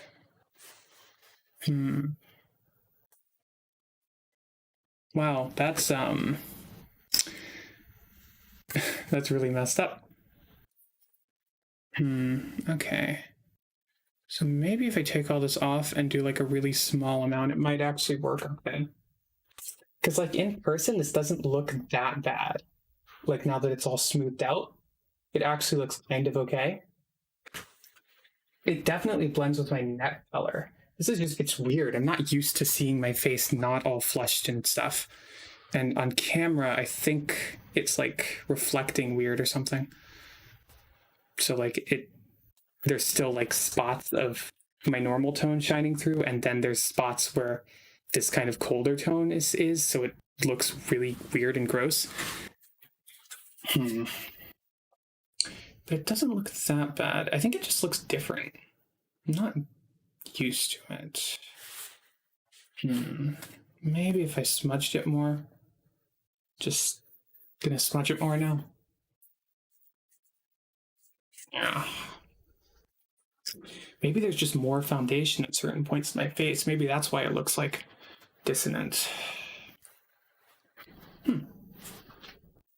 That isn't so bad, I think. It still looks gross, though. I think I just need to try again and use less of it.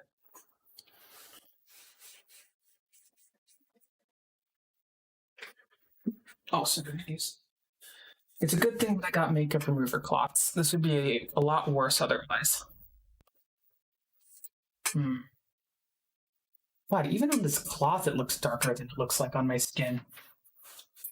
That's so weird.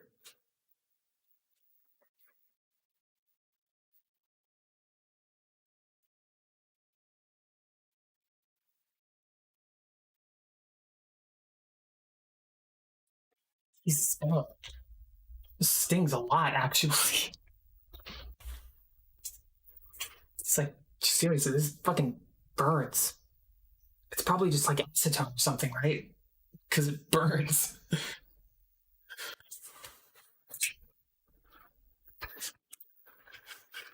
Going to use some tissues to try and wipe this off before it fucking melts through my face.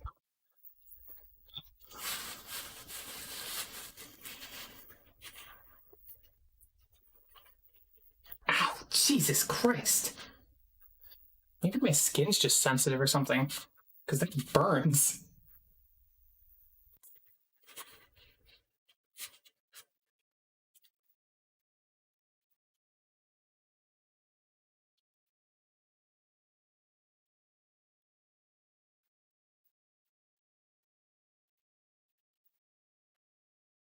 That's most of it off. I think a lot of it got very caught up in my eyebrows.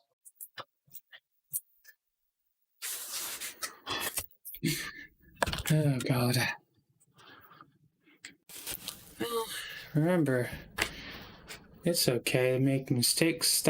We've got erasers.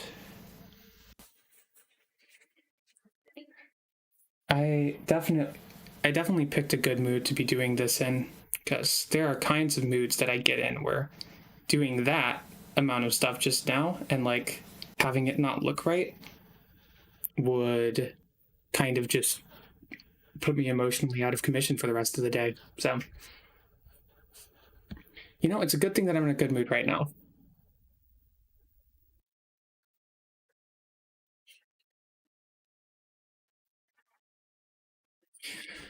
It still would be nice if makeup remover didn't literally just feel like burning my face off. But what are you gonna do? Ow. There's some makeup on my pants now, too. Oh, wow, there's 10 people watching this now. I guess making my foundation look bad was just the push that I needed. I don't think I've ever had 10 people on a stream before, like, at any point, even when I used to stream in the past. Do I have blush? I don't actually think I have blush. I have powder. Let's see, I have powder, I forgot about one really important element of this when I was grabbing my makeup.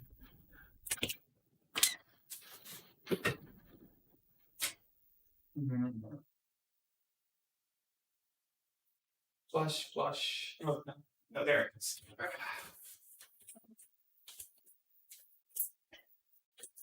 I totally forgot about eyeshadow.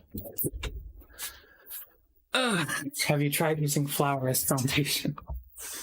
I have not. I don't know if that's a joke or not. I do not have actually enough experience to even be able to tell.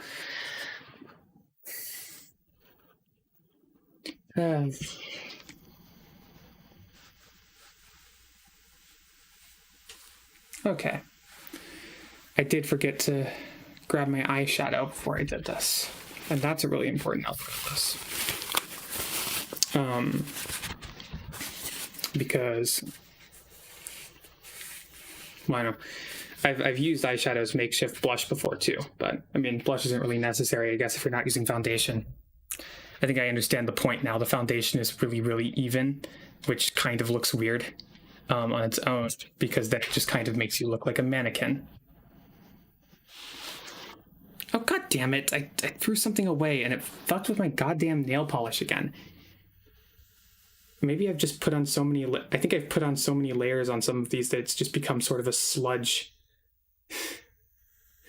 And you know what? I'll see if I can just sort of pack that sludge down back to where it's supposed to be. Oh, God. I'm not very good at being patient with respect to nail polish if I don't have something to watch. Usually that's the period where I'd put on a video essay or something, but I don't have any of those right now.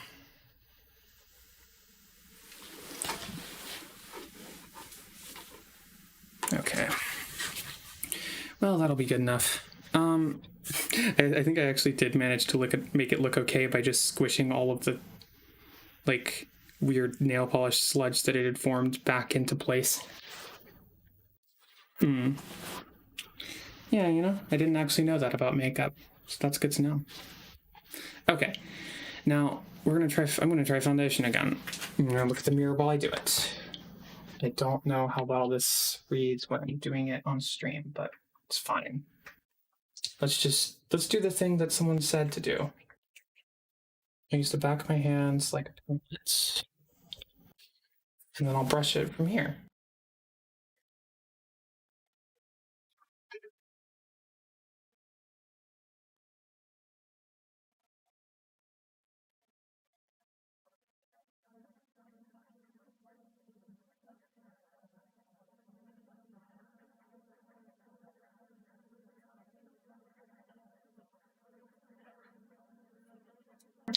Okay, why is this making my face burn more? Is this like, oh, it's probably, there's probably still some makeup remover left on my face and it's like activating the reaction by me putting more makeup here. Odd.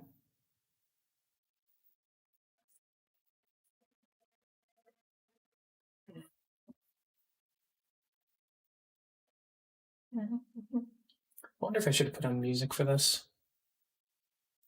I mean, I guess I still could, but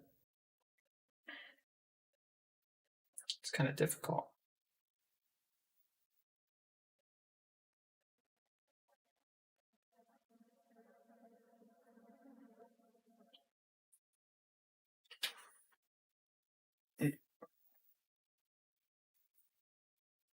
God. I probably should just this.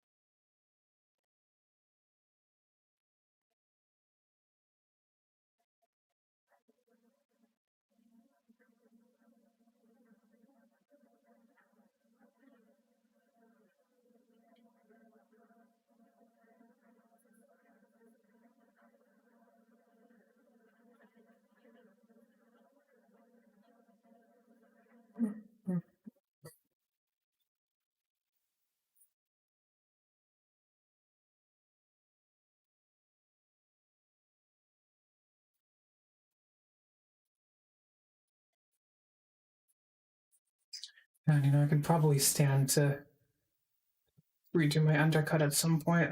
I just haven't exactly had access to a barber lately.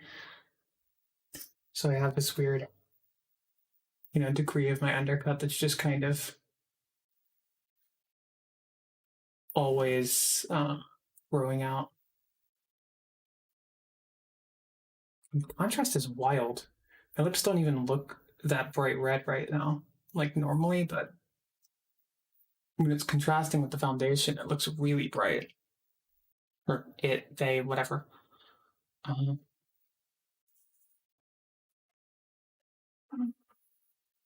Okay.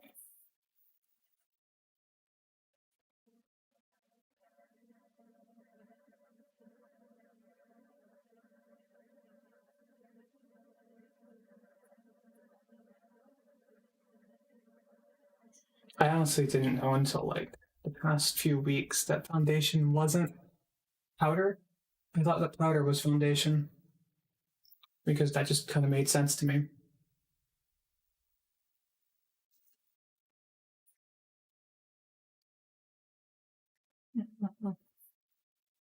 There's elements like this that make me wonder if doing makeup like this on stream was that good of an idea. I mean, I wouldn't expect my audience to be that ready to like laugh at me or whatever. But, you know, there's certainly some people online that if my makeup doesn't turn out well, you know, just one of those things like, oh, you know, now we're gonna knock you over, harass you, do whatever the hell. Some people online are like that, and it's awful. But honestly, at a certain point, it's like if a bunch of people want to link to a stream I do in order to fucking make fun of me for not passing or whatever, then don't care that much at the end of the day. You know, they can give me free traffic if they want.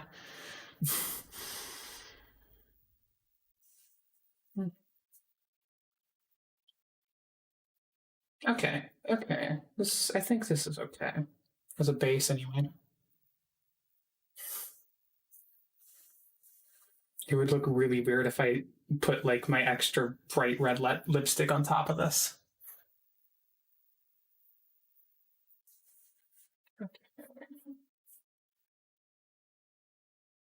Okay. I've used eyeliner as blush before. There's no rules. It's your face, sparkle emoji. Yeah.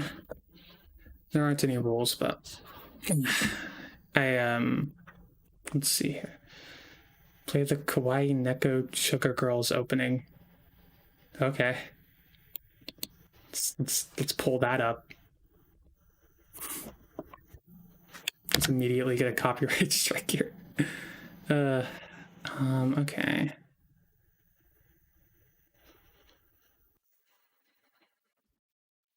I have no idea what this is. I'm just gonna click on whatever the button is.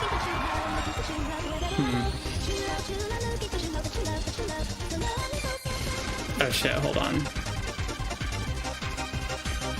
What the fuck is this? It's playing like a flash thing of some kind.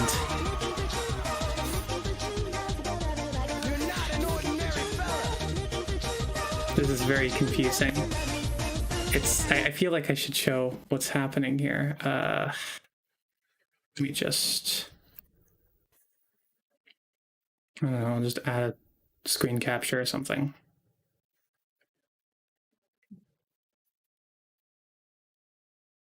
Yeah, let's just, oh wait, hold on. Let's maybe, I think it would have been cool if it didn't immediately show that.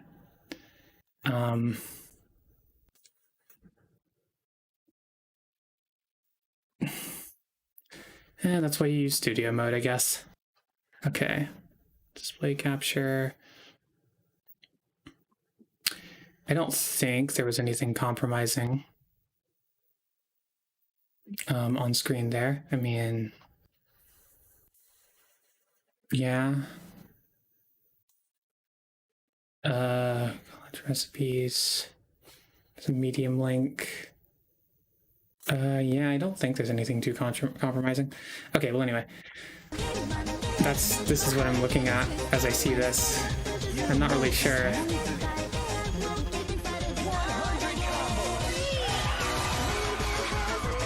I hope I didn't like Google the wrong thing or something. That would be embarrassing. I have no idea what the fuck is happening here though. There's just pictures of anime girls and I guess other anime characters, and there's a cat. Yeah, I'm gonna not show this anymore.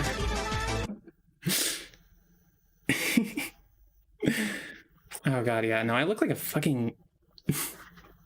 Oh, I just realized I don't think I actually transitioned that over on studio mode, so nobody saw that. Okay, well, whatever. You can Google it if you want. I look like a fucking robot right now. It's really weird. Okay, so...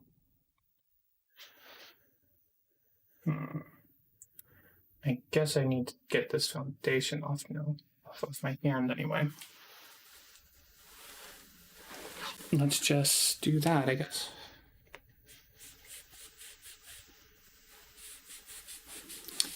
I'm going to end up with a little bit of that on the back of my hand, but that's fine, I think. Okay. Now, let's see here. It's what was I thinking? Right, so now it's powder, I think. Yeah, I could tell it was made in paint. I mean, you know, I wouldn't be surprised if it was great. Some of the best things in life are just on that level. To use the special pro sifter, place puff in. What the fuck is this? It's like a tab. I haven't actually opened this before. Oh, come on. Open. I don't want to mess with my nail polish too much. It's still drying. I shouldn't have tried to do these two things at the same time. I'll use... I have some tweezers. I'll use those to open it.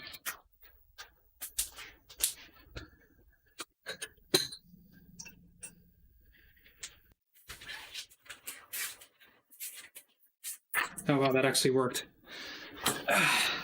Okay.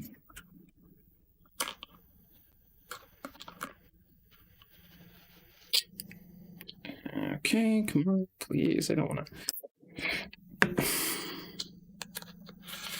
Okay, there we go. This is the special pro sifter, apparently. It's just a sifter. It's like just a sieve, I guess. How do you take this out so that I can actually powder the fucking thing up?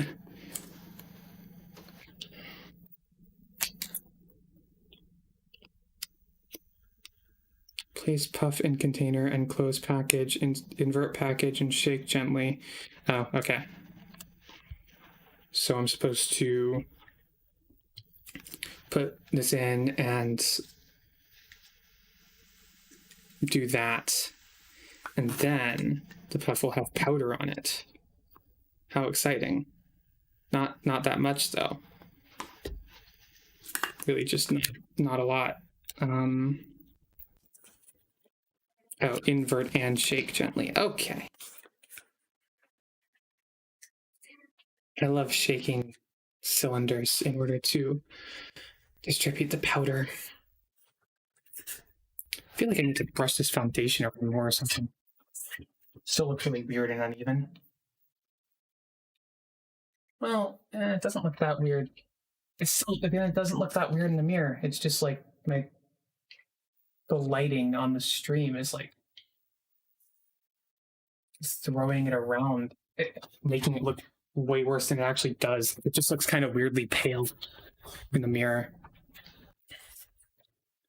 Okay, well, still not a lot of powder. I guess maybe it's more like this. Shake it like this. Yeah, I have no idea what the hell I'm supposed to be doing here. I think this might just be a unique powder container. Because I'm pretty sure you normally just place it in there and then bring it up. Anyway, I have no idea how this works, so I'm just going to assume that I just powder it randomly on my skin.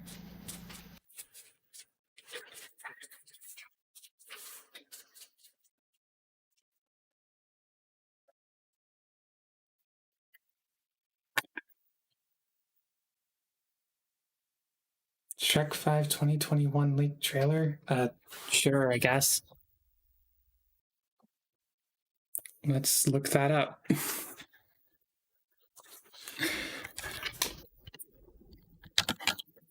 2021.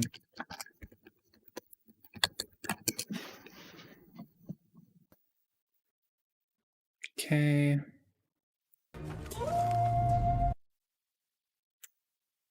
Let's just put this on screen here. Yeah, like that, and then...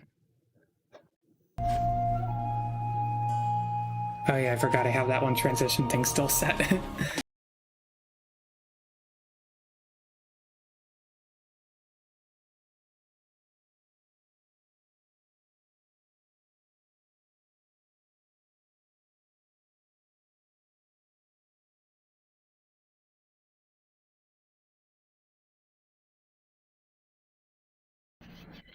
That's enough of that.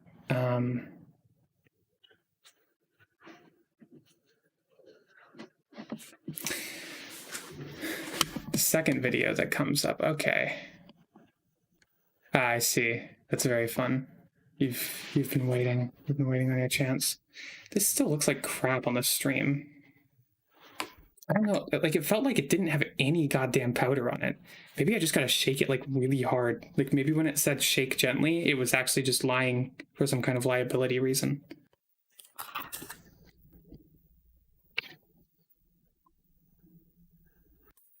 Maybe. Am I doing the powder thing wrong? I don't know. How to apply powder. Oh god. How to properly apply face powder. I'm a fan of dewy skin. Okay.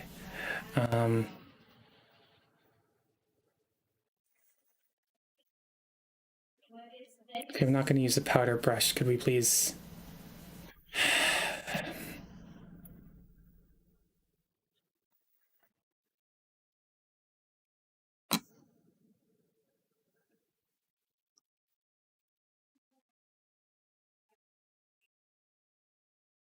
I'm not interested in applying brush. Applying eyeshadow?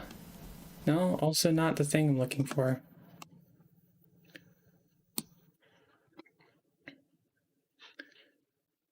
Why does everyone want me to apply it with fucking brushes? I don't... Why the fuck is it all saying? Like, then you use the big brush, the $20 brush that you also surely bought at the store, instead of, like, just using the brush that comes with it.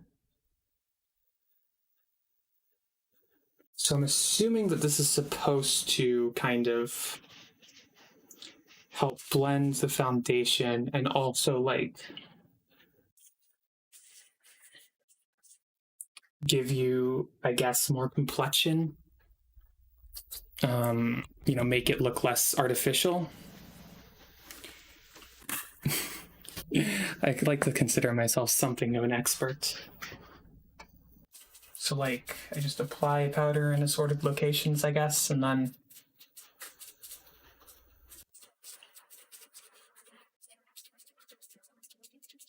And then I guess the end result is supposed to be that it makes it not look like I'm wearing foundation.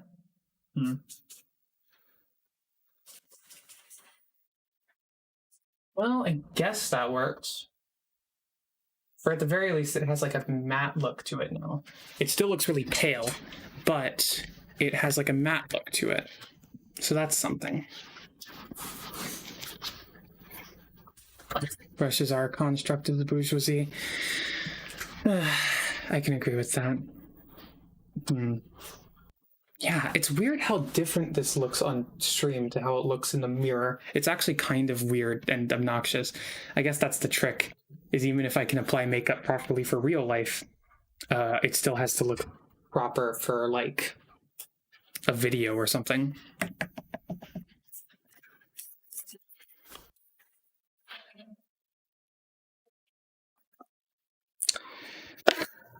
I don't know exactly what these kinds of cameras want from me in the terms of, like, makeup, though. I'm not an expert, you know. I don't get to be one of those people who just has a bunch of experience working in films, so they just, like, already know how to do all this shit. And so they look effortlessly gorgeous on camera.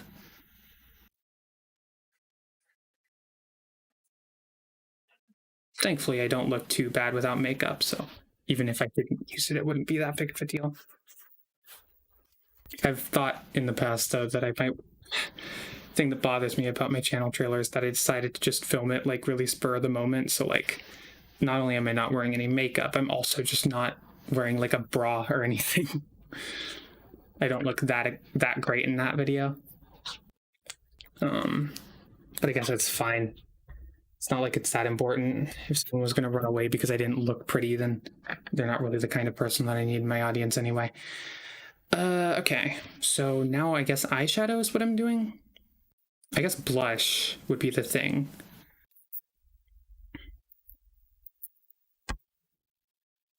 I once took that too seriously and painted my eyes. Okay, let's see here. I've got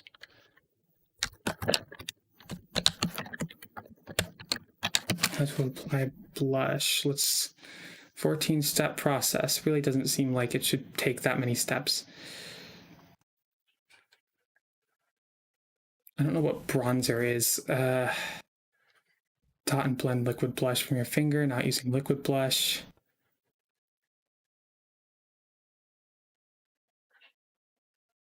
If your face is round, avoid the apples of your cheekbone to temple. If your face is more oval, I guess I have a square face, so circular motion. Okay.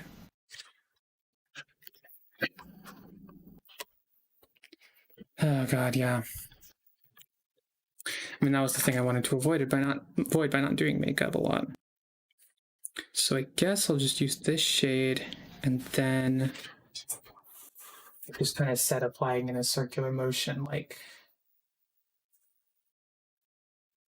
drawing attention to the apples of my cheeks, whatever the fuck that means. I assume that the actual point of this is basically just to add all of the red back into your face that you took out with the foundation. Because the foundation is the skin tone of your neck, where there isn't any of the like flushing that normally happens on your face. So you add blush in order to make that not stand out quite as much. Make your face look like a face. Just put like a little bit on my forehead, probably not that big of a deal. I have no idea what to do with this, so I'm just laying it by ear.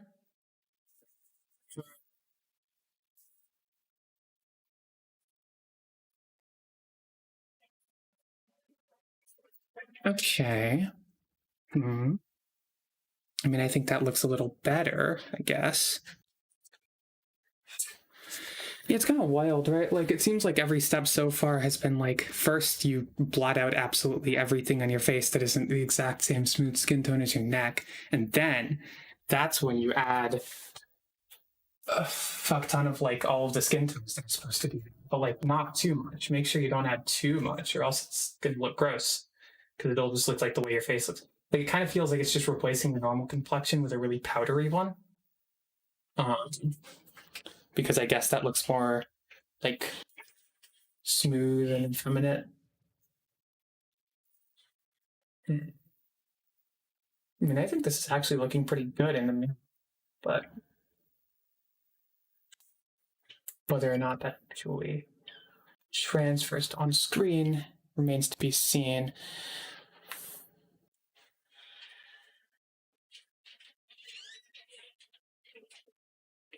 Probably.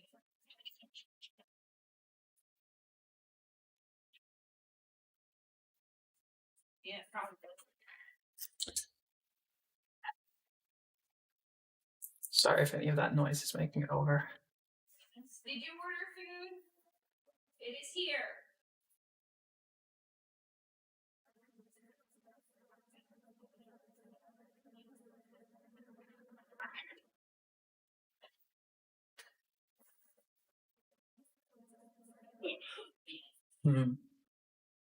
Well, now it's drawing attention to something bad. Ooh.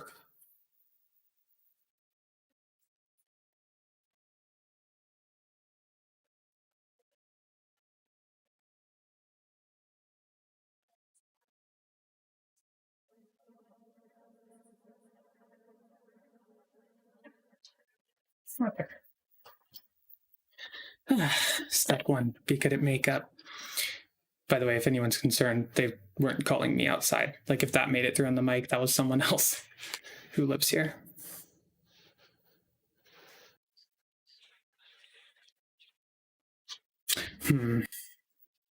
Still doesn't look very good on the stream. Step 2, buy $100 of products. Yeah. It definitely looks better on stream. Like, I think the lighting is really drawing attention to the contrast between areas that I didn't blush and areas I did. I guess I could just blush everywhere. Maybe that's what I'm supposed to do.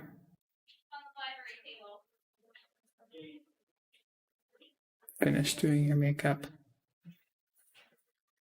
I think it's actually very good and fair to sort of expect people to do this all the time.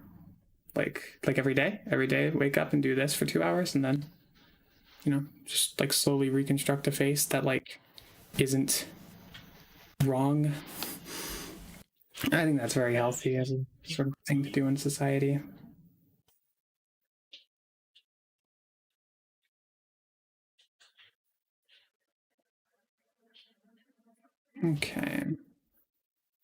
Okay, yeah, I think that's what I didn't understand. I thought that blush only went in certain spots, but I think it's kind of supposed to go everywhere.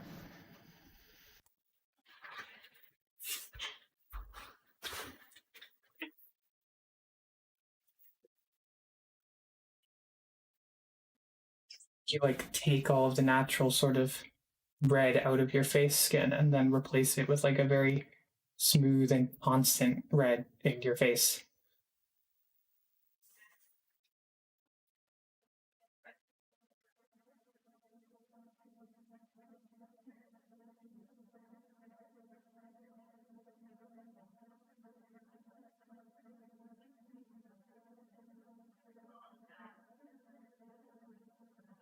So I'm just going to put blush literally everywhere and see what happens.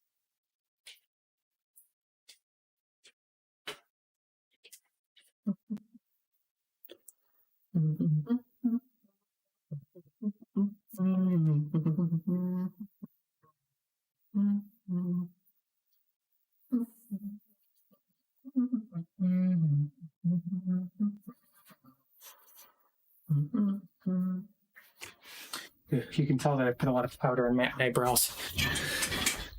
Okay. Well, doesn't look like it looked like before.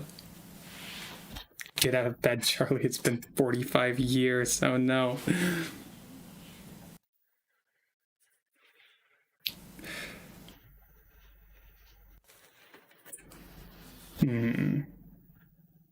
I do like. Interesting. Well, I guess I already put it all over my face, so there's not much I can do about that now. It just. Honestly, this looks really good. Like in the mirror, right? I kind of really wish it was carrying on stream because it looks quite nice.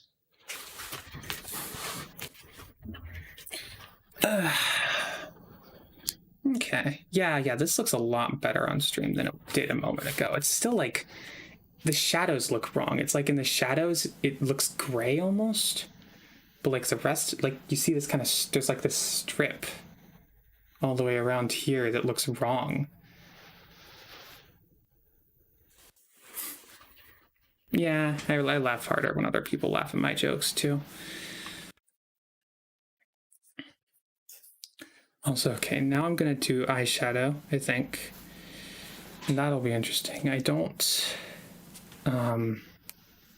yeah, of course. I mean, I feel I have a hard time making jokes when other people don't validate that it's funny, honestly. Okay, let's go for maybe this shade, and maybe that's a bit dark. Maybe we shouldn't go for straight black.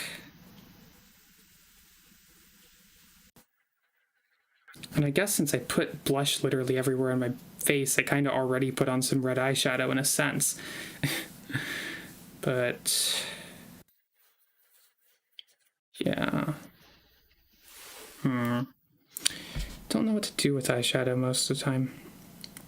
Like, you know, I have this whole palette of eyeshadows, and like I don't even know which one I'm supposed to use. I used black eyeshadow when I did that Halloween stream because, you know, I was trying to make myself look dead. It's a lot easier to do makeup when you're doing it wrong on purpose. I guess I could go for like...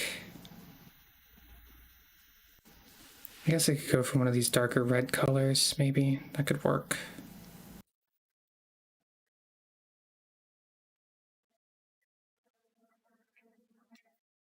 Let's try this.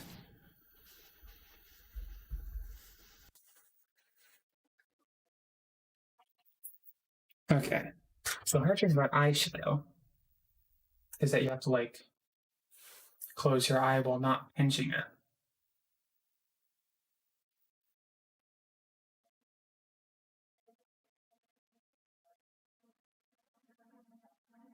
And as a result, it's really fucking subtle.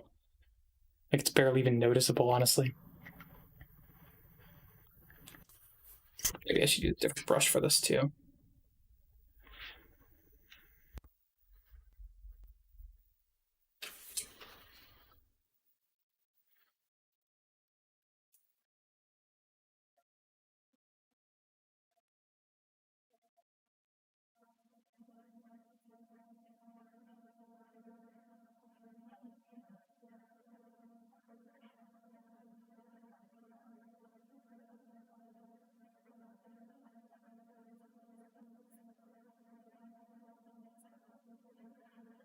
Hmm.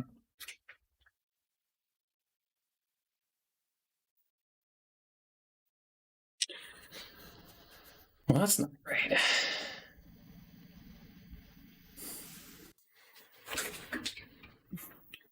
Maybe if I.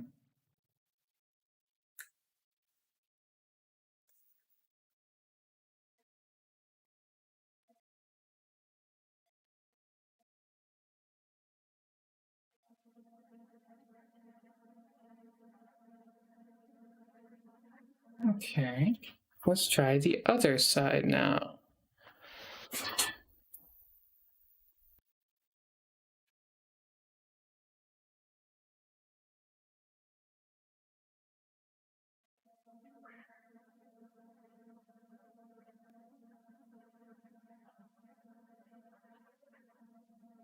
Okay.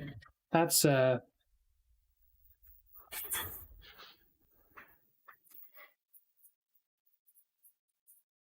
orange and copper because I have blue eyes.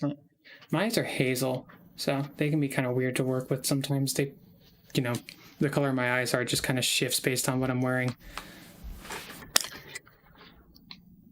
They look kind of grayish right now. So I guess a brighter eyeshadow makes sense. Anyway, I can't really see it, but I hope it looks decent.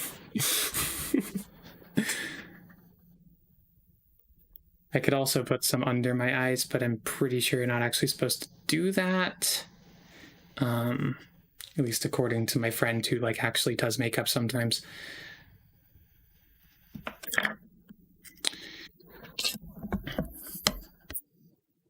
Okay.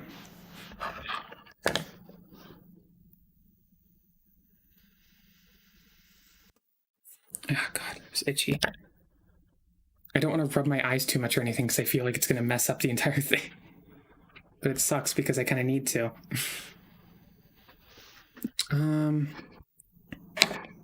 Well, I have no idea what to do with eyeliner. I'm intimidated by that.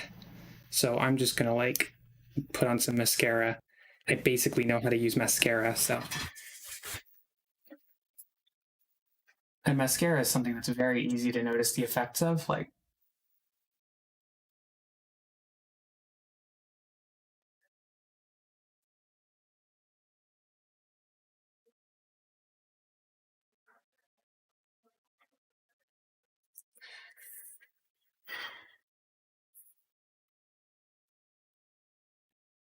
a clump. I was really just going to take that entire fucking clump.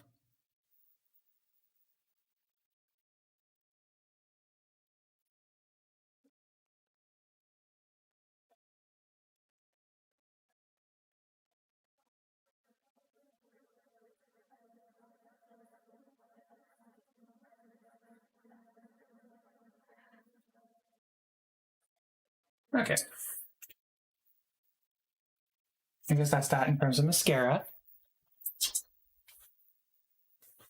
The shadows being caused by the way this lamp is probably aren't helping, but yeah. Mascara is nice.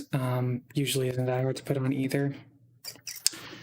I'll go ahead and just put on some lipstick too. I always really like the way that this lipstick looks on me. Oh wow, it's really coming out weirdly.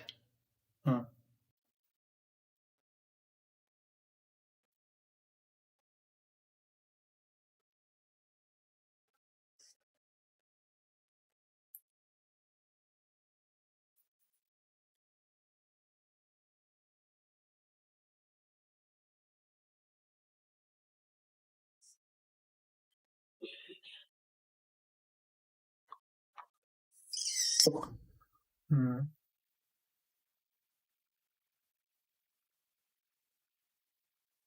God, I haven't done this in a while.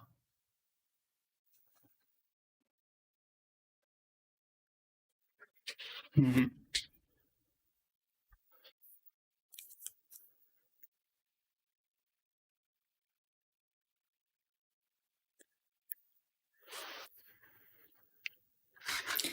The someone said that's just because it doesn't work, but I don't know what they're referencing. Okay, this, I need to clear some of this stuff here. I guess I can use this brush for that.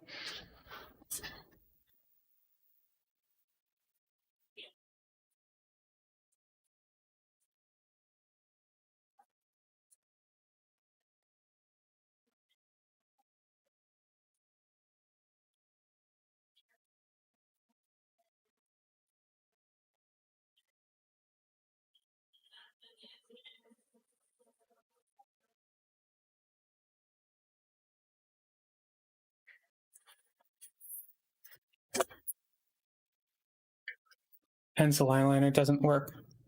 I have no idea what it's even supposed to do, honestly. I haven't used it before. Okay, well, let's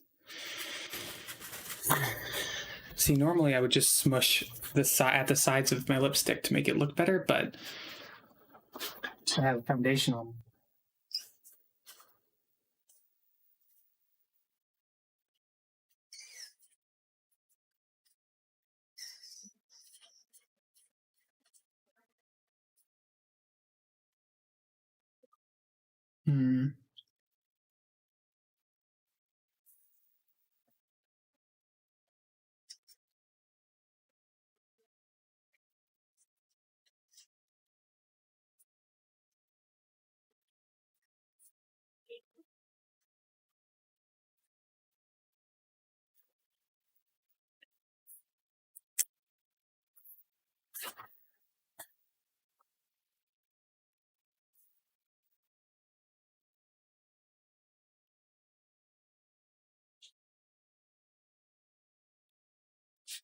Okay, that's pretty much how it's supposed to look.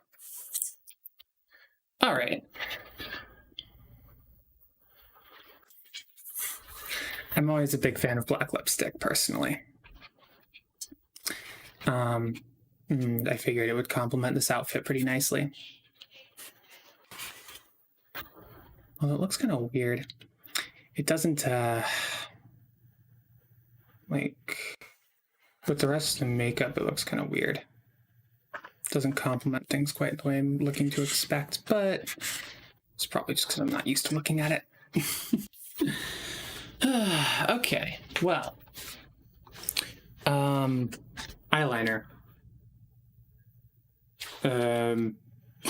Yeah, I'm pretty sure this is pencil eyeliner for what it's worth. Or it's a brush tip or something. It's a liquid pen. How is this even supposed to do? Hexagonal grip. I guess it just goes over my eyes. I guess that makes sense.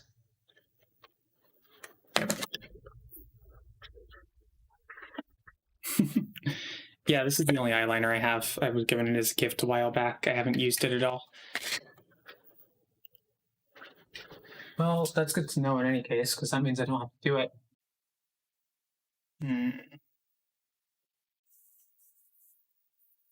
I'm noticing that this foundation is like drawing a lot of attention to points on my face where there's like.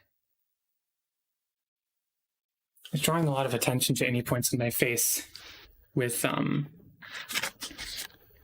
there's already like powder, or not powder, where there's already like a texture to it, which looks kind of weird. Like I shaved like yesterday, but it still looks like I have a little bit of facial hair because there's just like tiny nubs growing in there. It's weird. So this is technically a highlighter pen on eyeliner pencil.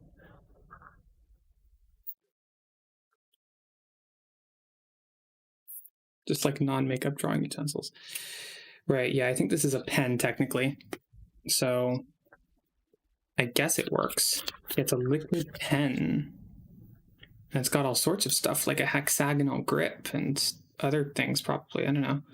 I didn't read the box. Look at that. Look at that little guy.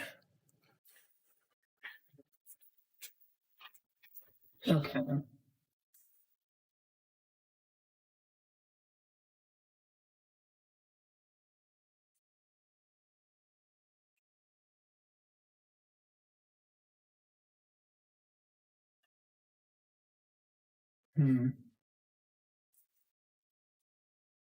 That is rough. That does not, like, well, you can't see it at all if my eyes aren't closed, but if they are, you can kind of see that I kind of didn't do the markings right. Well, let's try the other hand. Yes.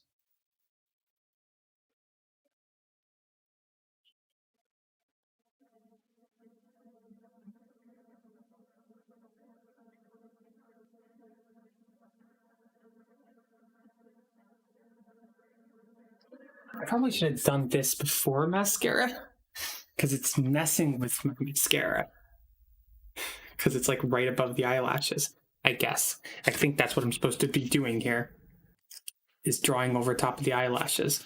And then also, I guess I add a little bit of eyeliner to the side or something like this. Like,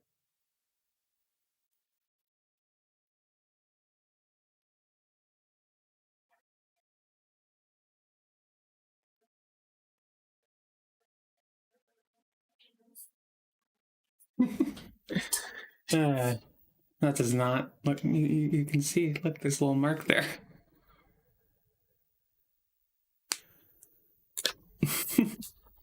I'm not gonna mess around more with that. I think I'm satisfied with respect to eyeliner. I don't think I need to see more at the moment.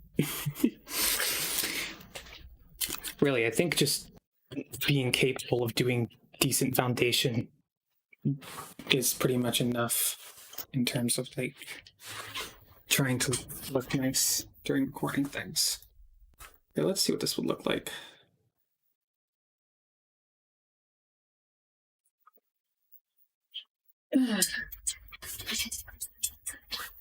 Okay. Just like I was saying before, the idea of recording stuff with me actually on camera was that I would stand somewhere around here and talk about stuff. I mean, the camera's kind of low, but like it would be higher up as I'd be talking.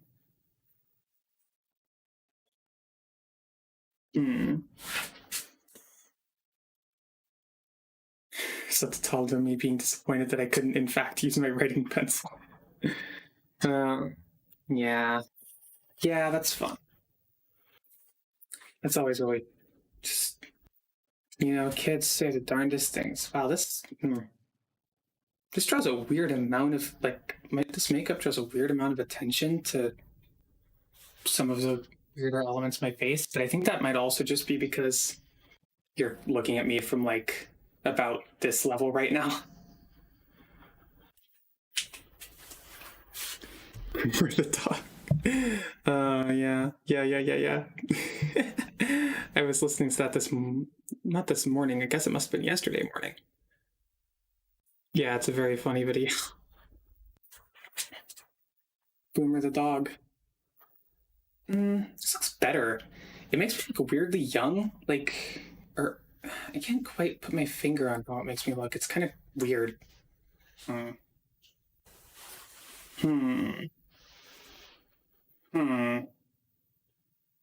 Yeah, there's something off about this. It's like it makes my eyes look small in a way that they normally aren't. And then maybe my hair's just messed up. I don't know. Something seems weird. Maybe I'm just hypervigilant right now.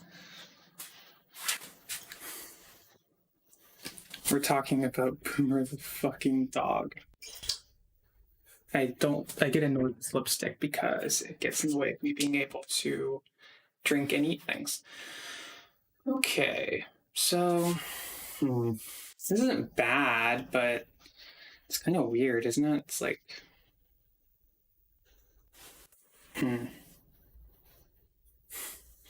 yeah, it really feels like this is like, thank you. appreciate that, but it really feels like this makeup is like doing a lot to make my eyes look smaller than usual. And that's kind of the opposite of what usually looks good on me. It's making me look older somehow.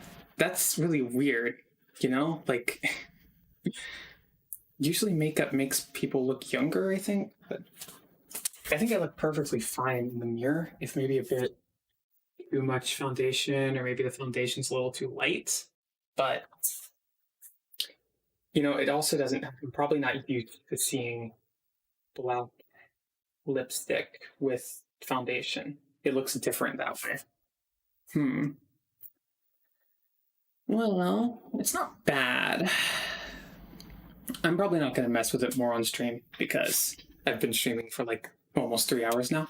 But, you know, I'll probably mess with it more before I actually do anything with it.